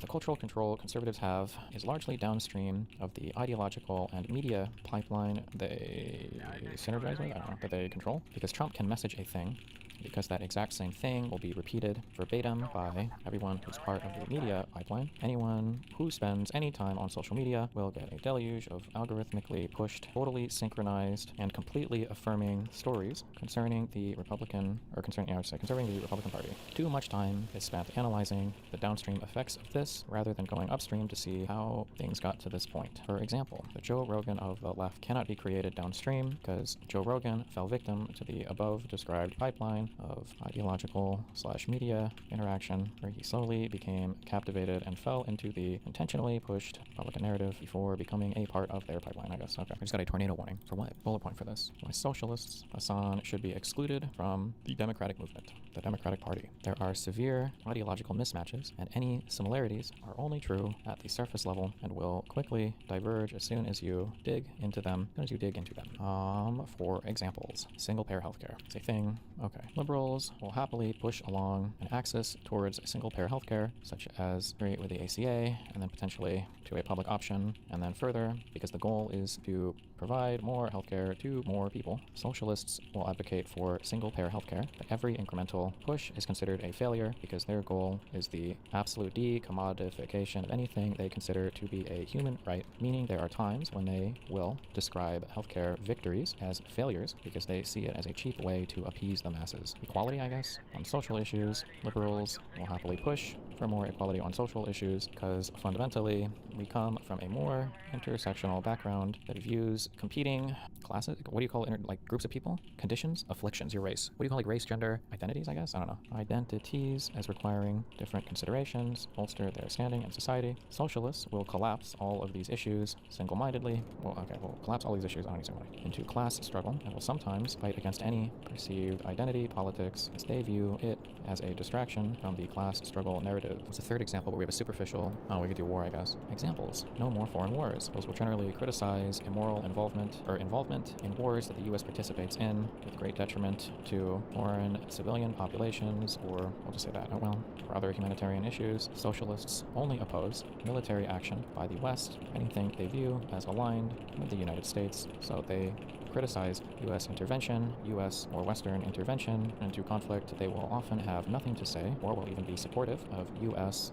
Maligned of adversaries West to adversaries the West outside. Okay. I'll fill these out with clips and examples soon. I'm just trying to get my outline of this conversation. The outward stated goal of many of these socialists is to co-opt the Democratic Party to turn it into a socialist party. They view Democrats as the enemy, not as allies. They view Democrats in the best light as useful idiots, but never as allies. And socialists are likely out of step with where the public consensus is on most issues, which is why they rarely support candidates that can win elections outside of deep blue areas, and will oftentimes contribute to rhetoric or ideas that are deeply unpopular in other competitive districts. I think this is okay broadly for I wrote stuff down here. Can I incorporate into other stuff down here? Joe Rogan comparison versus going on other shows. Oh, the platforming question. The platforming question. People need to differentiate more when they talk about what kind of platforming they are expecting different parties to engage in. Hostile platforming, you show up with both audiences understanding there is a massive ideological contention between both sides with the goal of having a very critical conversation. Just testing on the other hand, yeah, when Loomer's first account got banned or whatever, I think she handcuffed herself to the Twitter headquarters for a while. You've got hostile platforming. The other side of that would obviously be friendly platforming.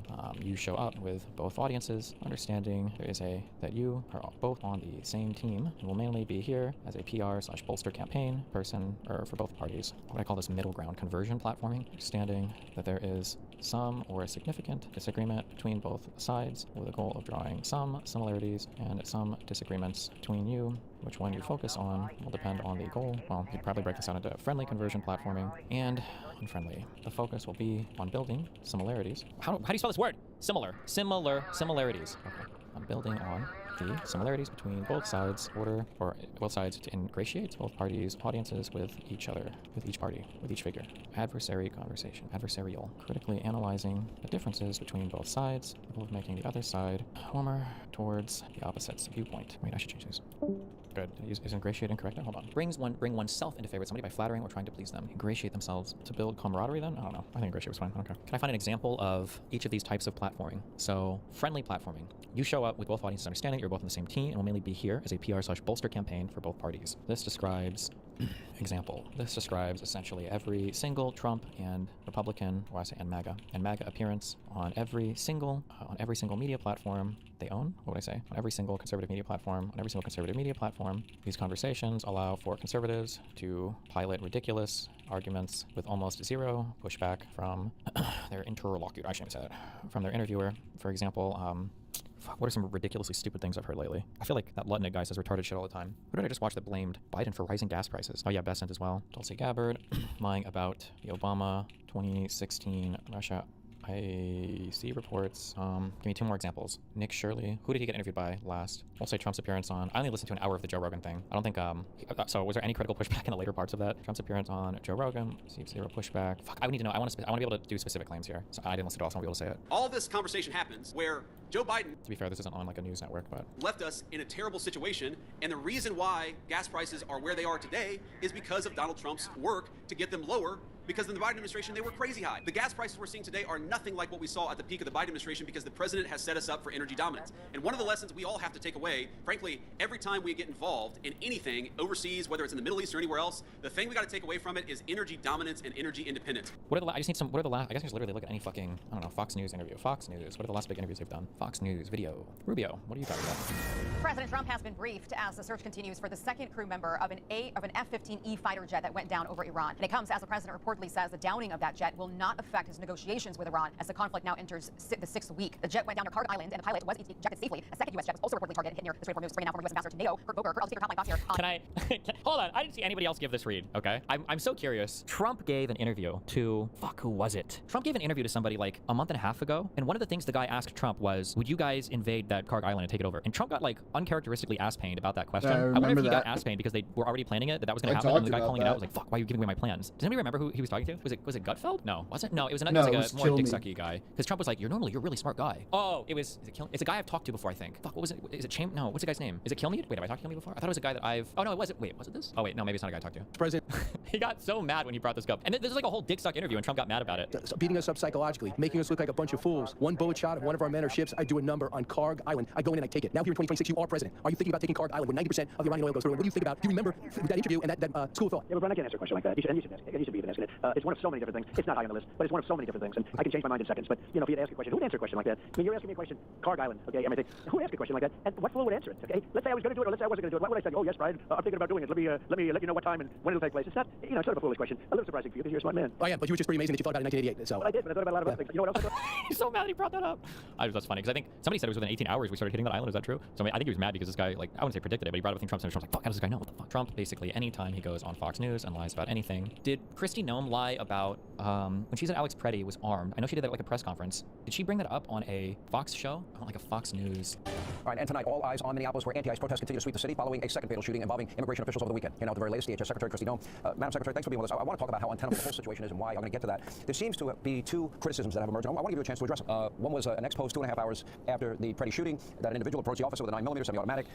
Officers feared for their safety, and that's why the shooting occurred. It seems, as you look at videos, that the weapon may have been stripped, though, before that happened. And I guess my question is, was that statement premature? Well, Sean, I know you realize that situation was very chaotic and that we were being relayed information from on the ground from CBP agents and officers that were there. We were using the best information we had at the time, seeking to be transparent with the American people and get them what we knew to be true on the ground. So we will continue to follow the investigation that the FBI is leading and giving them all the information that they need to bring that to conclusion and make sure that the American people know the truth of the situation and how we can go forward and continue to protect the American people. As untenable as this is, and and all these politicians pouring gasoline on what is already a difficult situation, and that's enforcement of the law, arresting the worst of the worst, and I'll get to that in a minute. The president's called for a full investigation. Stephen Miller seemed to concede that maybe some protocols weren't followed. Again, everything's hindsight 2020, and these things go down very quickly. Any lessons to be learned? Handle things differently going forward? Well, Sean, that's part of the reason why we have several layers of an investigation here. We believe that we can always do better, and we seek to do that every single day. And we want to make sure that we not only improve protocols on the ground in chaotic and volatile situations like this, but that we continue to find the truth around this situation and get the facts to the American people, and make sure that we continue to do our work every day with integrity, but that we continue to be able to get criminals and dangerous people off the streets like these officers have been doing for months ever since President Trump came back into office. They take an oath to go out and protect these communities and to keep them safe, and that's one of the jobs that they take very seriously, especially in Minneapolis, as we've seen this kind of violent riots go forward and attack them. I think in the Renee Good case it was more clear-cut because we had the video. Clearly, she accelerated towards an officer. Clearly. Injuries were incurred by the officer, internal bleeding, as I understand it. If I'm wrong, correct me on that. I think in this case it's a little bit different, although I don't know why he was there with a loaded gun, and this other incident raises questions I'll ask you about in a minute here. But people seem to be upset over the term domestic terrorism. This week, President Trump presided over a Homeland Security Task Force roundtable on the ongoing crackdown on drug cartels. Director of National Intelligence Tulsi Gabbard was there, laying out the grim brutality of these cartel crimes. Wait. The arrest of a Sinaloa cartel boss. No, hold on. Tulsi Gabbard, Fox News, Obama, Russia. I know she was on Fox News talking about this. Was it here? Important issue, and I just want to start by saying that this is an issue that is important to every single one of us as Americans. This is not a partisan issue. It has to do with the integrity and the strength of our democratic republic, and it lays out this over 100 documents that you're referencing that I released, declassified and released, spells out in great detail exactly what happens when you have some of the most powerful people in our country directly leading at the helm, President Obama and his senior most national security cabinet, James Comey, John Brennan, James Clapper. Fuck, all three of these are with Hannity. Whatever, Fox News doesn't matter. Is Hannity their largest host now, without Tucker Carlson there? Oh, is Jesse Waters bigger? Him and Jesse Waters are their prime time hosts. Okay. Friendly conversion platforming. You show both audiences understand that there's some disagreement between both sides, with goal drawing the goal of emphasizing similarities, while potentially noting some disagreements between you, focusing on building on the similarities between both sides, build camaraderie, both parties' audiences to build camaraderie. Focusing on building both sides, focusing on how closely united they should be against the opposing side, against the not participating, it's not in the conversation, against third party. Okay, friendly conversation platforming. This is where I would say all of the podcast bros show up. Donald Trump on, how many different shows did he show up on? We had Joe Rogan, Tim Pool, Theo Vaughn, Andrew Schultz. For Andrew Schultz, did they have any significant disagreements at all? Did Donald Trump talk to Dave Smith? Donald Trump on Joe Rogan. Donald Trump on Tim Pool. I'm Hannah Claire Brimlow. I'm a writer for SNR.com and Sierra News. From the Congo, they're coming in from all parts of Africa, they're coming in from all parts of Asia, and it's an invasion into our country, and no country can handle this. So we're going to have them taken out. Local police, we're going to work very closely with them. I have some tour dates to tell you about. I'll be in Las Vegas, Nevada over Labor Day weekend. If you're going to be there, then I will too. I'll be in Bend, Oregon, Spokane, Washington, Portland, Oregon, Vancouver in the Canada, Oklahoma City, North Little Rock, Springfield, Missouri, Kansas City, Missouri, Sioux Falls, La Crosse. Who do you think tried to take? 6 Feet Under? I never heard of that. Bussin' with the Boys. Theo Vaughn, Aiden Ross, Lex Friedman. I don't know if you know this, but some people call you adversarial conversation. Conversion. Why am I putting conversion? Conversation. I know I did a lot of the adversarial conversation platforming. Maybe Pete Buttigieg as well, I think. Pete Buttigieg he went on Flagrant, right? Thank you, Unpopular Opinions. Many of my interviews, I don't put myself, I don't endorse myself. Okay, and then hostile platforming. Show up with both audiences, understanding there's a massive ideological contention between both sides with the goal of having a very critical conversation. So this would be Caitlin Collins interviewing basically anyone from the Trump admin, Piers Morgan and Jubilee style shows. Oh, I think Gavin Newsom's podcast fits under the adversarial conversation platforming. It is important that people have a clear understanding of what kind of conversation they are prepared to engage with. Conversations where the understanding is different between both parties will end in disaster, generally for the party invited to the talk. Tucker Carlson and Ted Cruz. Ted Cruz thought he was signing up for a friendly conversation. Friendly conversation, adversarial conversation, and hostile platforming. Wait, I need a different word here. Same team platforming? Same team platform, I guess. Okay. Ted Cruz said he was signing up for a same team or friendly conversation with Tucker Carlson. Carlson was intending for, would I say this was hostile? I would. For a hostile conversation, leading to many Cruz blunders, which made him look foolish. Many times, there are Democratic candidates who are trying to engage with social or alternative media who are trying to engage with the social or alternative media landscape, who assume they are walking into friendly or same team or friendly environments, but are repeatedly taken surprise by hostile conversations. The Slotkin one is a big one. I think there have been others as well, right? Slotkin versus Breaking Points? Jesus, even the title of this video is crazy. Crystal and Sager grill Dem senator on Epstein, Zohran, and Israel. Join us now, Senator. Crystal Ball. Ugh, is that really her name? There's no way. Remember when RFK joined their podcast and they asked him the same thing and didn't care when he was pro-Israel? Wait, is that true? Hold on. RFK Jr. Breaking Points. Trump humiliates RFK Jr. with... Oh, no, wait. How long ago would this have been? RFK Jr. challenged on Israel, free speech, and Epstein. Join us now, Senator Alyssa Slotkin versus grilled. Very pleased to bring you all today in. What was his stance? Now, this was December 15th, 2023. Slotkin was 2025. These are quite a time period apart now. Is there anything that was more recent with RFK Jr. and Breaking Points? Because you could argue that the war got worse for the Palestinians, so maybe it would make sense why they're more aggressive later on about it now. Very pleased. I don't know. Fuck. I'm gonna listen real quick, I guess. And specifically the topic of Israel, obviously very much in the news right now. So, the Biden administration, they have said that they have no red lines for the state of Israel in the conduct in this war. Do you have any red lines for Israel? Well, the red lines are that you don't deliberately do everything you can, which I think Israel is doing right now to avoid civilian tragedies. Right? There's collateral damage everywhere, and they're fighting an entire enemy. I don't think there's any country in the world that would go. I think Bulwark has covered a ton of these examples. Well, link me. Or Israel has gone and not invaded Gaza. I mean, Israel was being bombed by Hamas, took over Gaza. Israel walked out of Gaza. They're not occupation of Gaza. Well, there's a blockade because Hamas put war on Israel and sent suicide bombers off, so they put up a fence. So it's their thing. That's like a guy kills his father, his parents, and then throws himself on mercy. The court is the orphan. Now for them to say that they're blockaded, like, yeah, they're blockaded. It's not just Israel blockading, it's Egypt. Well, everybody has a problem with Hamas.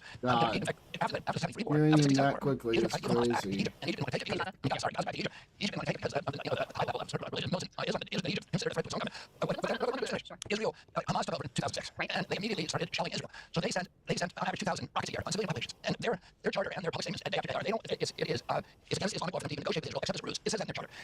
The only satisfaction for them, the only goal is to annihilate Israel and kill every Jew, not just Israel, but around the world. So Israel, instead of going in and attacking, if Mexico, the communist government began sending shells on civilian populations in San Antonio, Houston, and say, we're going to retake Texas, which they have a legitimate claim to. We're going to retake it. How long would it take us to go in there? It wouldn't take us very long. We would go in and we would do whatever it took to take out the people who were sending the shells. And Israel, instead of doing that, Israel did something extraordinary, which is it invested in an Iron Dome, which is to defend itself against Israel. So there's thousands, tens of thousands of Israelis that have on that part of Israel and raised bomb shelters. Who would put up with that? No one here is excusing the actions of Hamas, but I think you agree that one atrocity does not justify another.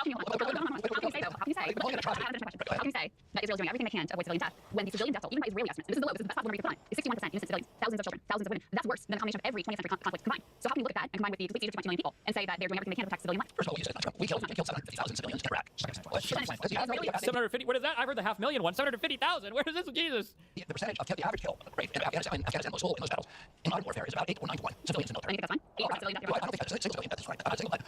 When we went into Germany to get out the Nazis, we killed 2 million Germans. We bombed presidents. Which is why, and actually there's an analysis that just came out that shows the bombing of northern Gaza has been more devastating and more destructive than our bombing of the president. I would also say after World War II, that's why we put in place things like the Geneva Conventions to make sure that we did as much as we could to protect civilian life. So let me give you a specific report that you can respond to. The Washington Post, we can put this on the screen, guys. This is the second element. The Washington Post just reported that Israel dropped U.S.-supplied white phosphorus in an attack in Lebanon in a way that is inconsistent with the laws of war, directly impacting the civilian population. Are these, and you might say, look, maybe the report's in dispute, maybe we need to go investigate, but is this or any other of Israeli conduct in this war something that you think should be investigated for potential violations of international law? Again, if Israel dropped white phosphorus on civilian populations illegally. I can't really compare these two interviews because I don't think RFK is like in a public office here. I don't even know if he was on the Republican side yet. I think he was still running as a Democrat, right? Or if, I don't even know if he announced he was running yet. December of 2023, maybe? Yeah, I don't know. I can't really compare. Who are the... If I want to find out who like the most popular Democrats are right now, I'm trying to think if this gives me a good understanding of the landscape or not, because a lot of it will come down to name recognition and stuff. I don't know. Let's see. Who are most popular poll Democrats right now? Current most popular Democrats poll. Do Democrat... Oh, March 6th. Okay, a month ago. Do Democrats want to be normal? Survey analysis of today's Democratic coalition. Moderates, 47% of the Democratic coalition. Voters who describe themselves as a moderate Democrat, independent, or anti-Trump Republican. Moderates form the largest segment of the coalition with an average age of 53. They are somewhat more likely to be non-college graduates and are demographically diverse. 62% white, 70% black, 30% Hispanic, 5% Asian. More than half live in suburban communities, and they are the most electorally flexible faction in the coalition. Only 45% say they have never voted for a non-democratic presidential candidate. Progressive liberals, 37% of the Democratic coalition. Voters who describe themselves as liberal Democrat or progressive Democrat. They're the whitest, 65% white, 11% Hispanic, 70% black, 5% Asian. Of the three groups, and are evenly split between those with college degrees and those without. A large majority describe themselves as ideologically left-leaning. This group is also disproportionately concentrated on the West Coast and in suburban areas. And the woke fringe. Voters who describe themselves as a democratic socialist or communist, 11%. The woke fringe stands apart demographically and attitudinally. It is the youngest faction with an average age of 43 and 7 in 10 members under the age of 50. It is the group with the fewest Hispanics, but the largest proportion of black and Asian voters, 60% are white. This group is more likely to live in urban areas, particularly in the Northeast. Ideologically, it is the most consistently left-leaning faction, with the majority identifying as very left-leaning. Members of this group are also significantly more likely than other Democrats to report poor mental health compared to the other groups. 25% for this group, 14% for moderate, 60% for progressive liberals. Let's see. Think about the direction of the Democratic Party after 2024. Which statement comes closest to your view? When was this done? Between February 6th and 15th? Okay, a couple months ago. Thinking about the direction of the Democratic Party after 2024, which statement comes closest to your view? The Democratic Party needs to move further left to energize its base. That's 22% for all Dems/Harris voters. The Democratic Party is on the right spot ideologically. It's 26%. Not sure is 13%. And the Democratic Party needs to move towards the center to win over more voters. 38%. Damn. Okay. Hispanic, black, white, woke fringe. Say 58% of them say they need to move further to the left. Progressive liberals are at 24%. Moderates are at 12%. Under 50, 50 plus. Okay. Jesus. Among likely Democratic primary voters, the early 2028 field remains fluid. Kamala Harris holds a narrow plurality at 23%, followed closely by Gavin Newsom at 20%. Pete Buttigieg trails in third with 8%. I'm surprised he's this far up there. Followed by AOC at 7%, Josh Shapiro at 5%, and Mark Kelly at 4%. What are our... Okay, there are severe ideological mismatches and anti-similarities only true at the surface level. Quickly, we're just going to dig into them. Examples. Recent polling from the Manhattan Institute shows a broad voter preference for remaining more moderate in our beliefs and democratic beliefs, or even appealing more to... Did they say to the right or towards the center? Okay, really more towards the center. I mean, we...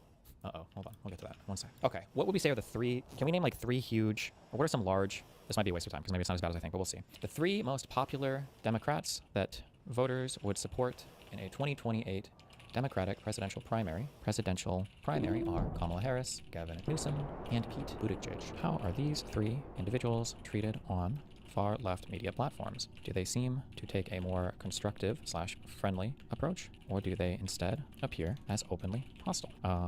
Let's check with, I'll do a few. Scanning YouTube video titles of the Majority Report. Do we include breaking points? Because I feel like it's supposed to be like a Republican and a Democrat, right? Is what they say. Who else would we say are like our big leftist socialist slop? Maybe Kyle Kalinske, maybe we could say. I guess we can check him. I don't even know where the Young Turks. Do we? I guess I do. Yeah, fuck all these. Okay. The Majority Report. Let's search videos and let's search titles and let's look for Harris. Jesus Christ. Kamala Harris. On the Majority Report, we've got anti-war protesters interrupting Kamala Harris is great, actually. We've got Kamala Harris's book proves she was never prepared to be president. We've got Dem 2024 autopsy report. Kamala Harris lost votes because of support for the Gaza genocide. Support, she did. I remember hearing her say that. She said, fuck Palestinians. Tim Pool goes full sexist over Kamala Harris. Brett Weinstein cooks up idiotic Kamala Harris theory. Liberal justices send up warning flare to Kamala Harris. Harris campaign full of excuses for 2024 fail. It seems like the only time they defend her is when it's just against like more reprehensible people, but like against Tim Pool, against Brett Weinstein. I think, we need to wait until we get really better data on who voted and why. Like how many people went from being... Curious what they say about this sexist. We talked about Hillary Clinton, right? And like how the public's mind was made up after 2016. That was a big issue for her. This is a big issue for Trump. Everyone, people already know how they feel about him. I saw only 2% of the population undecided on their opinion about him. So if Democrats can outperform Republicans, that's game over. And there's benefit to having newness and youth and all those things. Well, that may be the case, Emma, but have you considered that maybe Kamala Harris shouldn't be laughing so much? Let's tune into some very incisive political commentary from Tim Pool, who's just calling them as he sees them. That the political consultants for Kamala Harris and Hillary Clinton are telling them, you cannot be the screechy strong woman because people don't respond well to that. You have to be the jovial laughing woman, which is terrible advice. But I hate to break it to you guys. I wonder if there's just naturally a predisposition humans have to react less positively to women rallying cries as opposed to men. I mean that. Give some examples. All right. I said yesterday that the laughing is a misogynist dog whistle, right? Didn't I say that? So I'm sorry to tell you guys, but I have a strategy going into that debate with him, and I was going to laugh at him if he acted ridiculous. When I did laugh at him, that's when he starts screaming. We're not having a conversation. That's when I got super red. There's something, first of all, like Hillary Clinton, yeah, that was part of the issue, bro. She was, I really have so many issues with her. Iraq war support, Wall Street ties, I hated voting for Hillary Clinton. But the sexism issues were real. She couldn't laugh because it was inauthentic. And then she would try to rally, she's being screechy, she's being aggressive. He's describing the outcomes of sexism and why they need to be overcome. But he's basically saying, well, there's nothing you can do because either you're screechy or you're too giggly, and we're going to criticize you anyway for it. Yeah, that's the problem. It's because you have an issue with a woman being in a position of authority in front of your eyes. What's always great about Tim Pool is he takes his perspective on things and then says it's actually the world. I want to remind Tim Pool that Hillary Clinton lost by 70,000 votes over the course of 3 states in terms of the Electoral College, but millions of more people voted for her than Donald Trump. In fact, Joe Biden won less of a margin across in terms of the Electoral College, in terms of like votes won in the Electoral College. So they're actually, like, in terms of like them appealing to humans, it's you projecting onto the rest of us your misogyny. Go back and let's hear him explain again how, well, it's a mistake to tell her to laugh. And it's also a mistake to tell her to be screechy women because actually women just speak, people don't trust women. And by people, I mean Tim Pool doesn't trust women. Somehow he's had women leaders in other countries around the world many times over. It's just that religious fundamentalism in this country has carried the day, and the patriarchy keeps people out. So instead of railing against that, it's just a fact. I mean, if you want to be a high value guy, you gotta realize women can't rule the world. Really is the only thing I think that the political consultants for Kamala Harris and Hillary Clinton are telling them you cannot be the screechy strong woman because people don't respond well to that. You have to be the jovial laughing woman, which is terrible advice. But I hate to break it to you guys. I wonder if there's any predisposition humans have to react less positively to women rallying cries as opposed to men. I mean that. I give some examples. Or even my experience. So I did a fundraising also, you know this, and there were two characteristics that served men and women respectively, individually, very well. You weren't allowed to say this in the office. You were supposed to give people the best understanding of how to fundraise through a sales pitch. So they give you scripts. They bring fine, my name is so-and-so, I'm with insert group. All right. Congratulations. Might be nice. Beneath the table, I mean, but let's just like just for the sake of just showing how much this guy actually thinks about his deep experiences. Let's stipulate every single thing he says. The best fundraisers are just stipulate just for the sake of argument. He doesn't ask himself. His assumption is what A basically. I mean, we not in those same hands. Everyone has the opportunity to vote. Not everyone. Some people are break. So this is just assuming what he's saying. I don't know what the deal was there, but he doesn't realize he's talking about an example for when they do like their main form ad, where they're either Jackie or Marilyn, and they're like, we have a woman's perspective on this. No. Women will buy it because they know they want to appear as women because they're height. Have you done that forensic analysis of like men with full heads of hair? I was just gonna say that. Guys, let's hear where he's going. He's forgotten now. He's forgotten what his original point was. He's just trying to tell stories about big chested women. And then AOC comes up somehow. All guys, same thing. Men and women react differently to men and women. I think that's an important point to make. Oh, yes, it's not secret. What I'm saying is, if you look at AOC, when she went on stage, hold her hair down, it was, oh, let's go Bronx. Everyone made fun of her. Now, to be fair, it could have been Howard Dean, Yahoo, whatever else he said. Maybe. But I also think that when you get Hillary Clinton or Kamala Harris, and they're trying to do this rough, it's raspy, sweety, and I wonder if people have a natural predisposition against something like that. Not to say that's all 100% something. No, it could be like 1 or 2 points that you might lose. Whereas with a guy standing up and saying, I'm telling you now, I will make sure China pays. People are going to be like, that's strong guy, deep voice.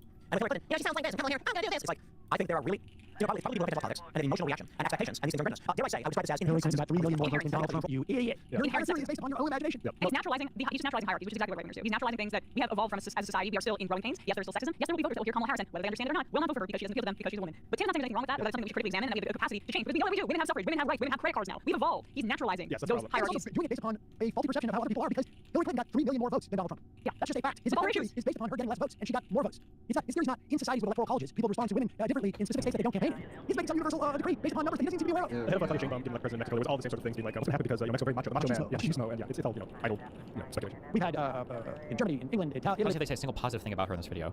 Fortunately, not recently in France, Argentina, Mexico, Israel. Somehow, all of these places must be outside society, including the United States, incidentally, where, again, 3 or 4 million people more voted for Hillary Clinton than Donald Trump. I remember in Joe Crowley when AOC was judging him saying, I can't help it, I'm white. So it's once they realize that it's an advantage, it actually might be a liability to just what Tim Wilson says, standard. I can't wait for this age. Like, the most analogous situation is Jacinda Ardern, right? Who took over late in New Zealand to get elected to be president. She had a pretty good progressive presidency while under COVID. So, if that's the case, I'll take that example. Hey, so we all remember the Supreme Court's ruling on Trump's presidential immunity case. Well, get this. The leader of the Heritage Foundation think tank has said the second American vote. Okay. What do we have for Kyle Kalinske? Breaking Points and the Young Turks. More serious. I don't need every single fucking video. What are, if I go to Kyle Kalinske, secular talk. Search Kamala Harris after 2023. Ta-Nehisi Coates delivers dire warning to Kamala Harris. Kamala says the quiet part loud in shocking admission. Rogan reveals how Kamala interview fell apart. Burn your MAGA hat. Nick Kamala's better than Trump. Well, that's a nice one. The View host go quiet as Kamala stuns them. So as I said, with Kamala doing more interviews now, there's a lot more stuff to pick apart. A lot of this stuff, look, to be fair, is very good. The stuff that she's trying to do about expanding Medicare to include home care, that's a big deal, man. Like, that truly is a big deal. But that was a good part. Now we're going to discuss the bad part. So this is the moment everybody's talking about with this interview on The View. She has honestly a good question from the women in The View. This is a very solid question. This is a question of, like, if I was interviewing Kamala. This is a question I would ask, right? It's not going to be Israel-Palestine, right? They basically say, hey, we're going to interview Biden. What would you do Biden? And that should be what you just fall down silently. I get that you're still a VP, and so you don't want to, like, offend Biden. But at the same time, like, you are a different person. He was switched out for you. This is an opportunity for you to define yourself as no different. People want you to be different. They want you to be Biden. If they want you to be Biden, Joe Biden will still be Biden. He's not, right? You're trans, right? If anything, would you have done something differently than President Biden during the past 4 years? There's not going to come to mind in terms of an part of most of the decisions that have had impact. Like, literally all you have to do is say, well, we have to take minimum wage increase out of the bill. I would have done that. I would make sure that we had a final package, and I would call management in my office and make sure they would. I would have done everything in my power. Just tell them to vote for. Oh, Shrimple ass. That way, right?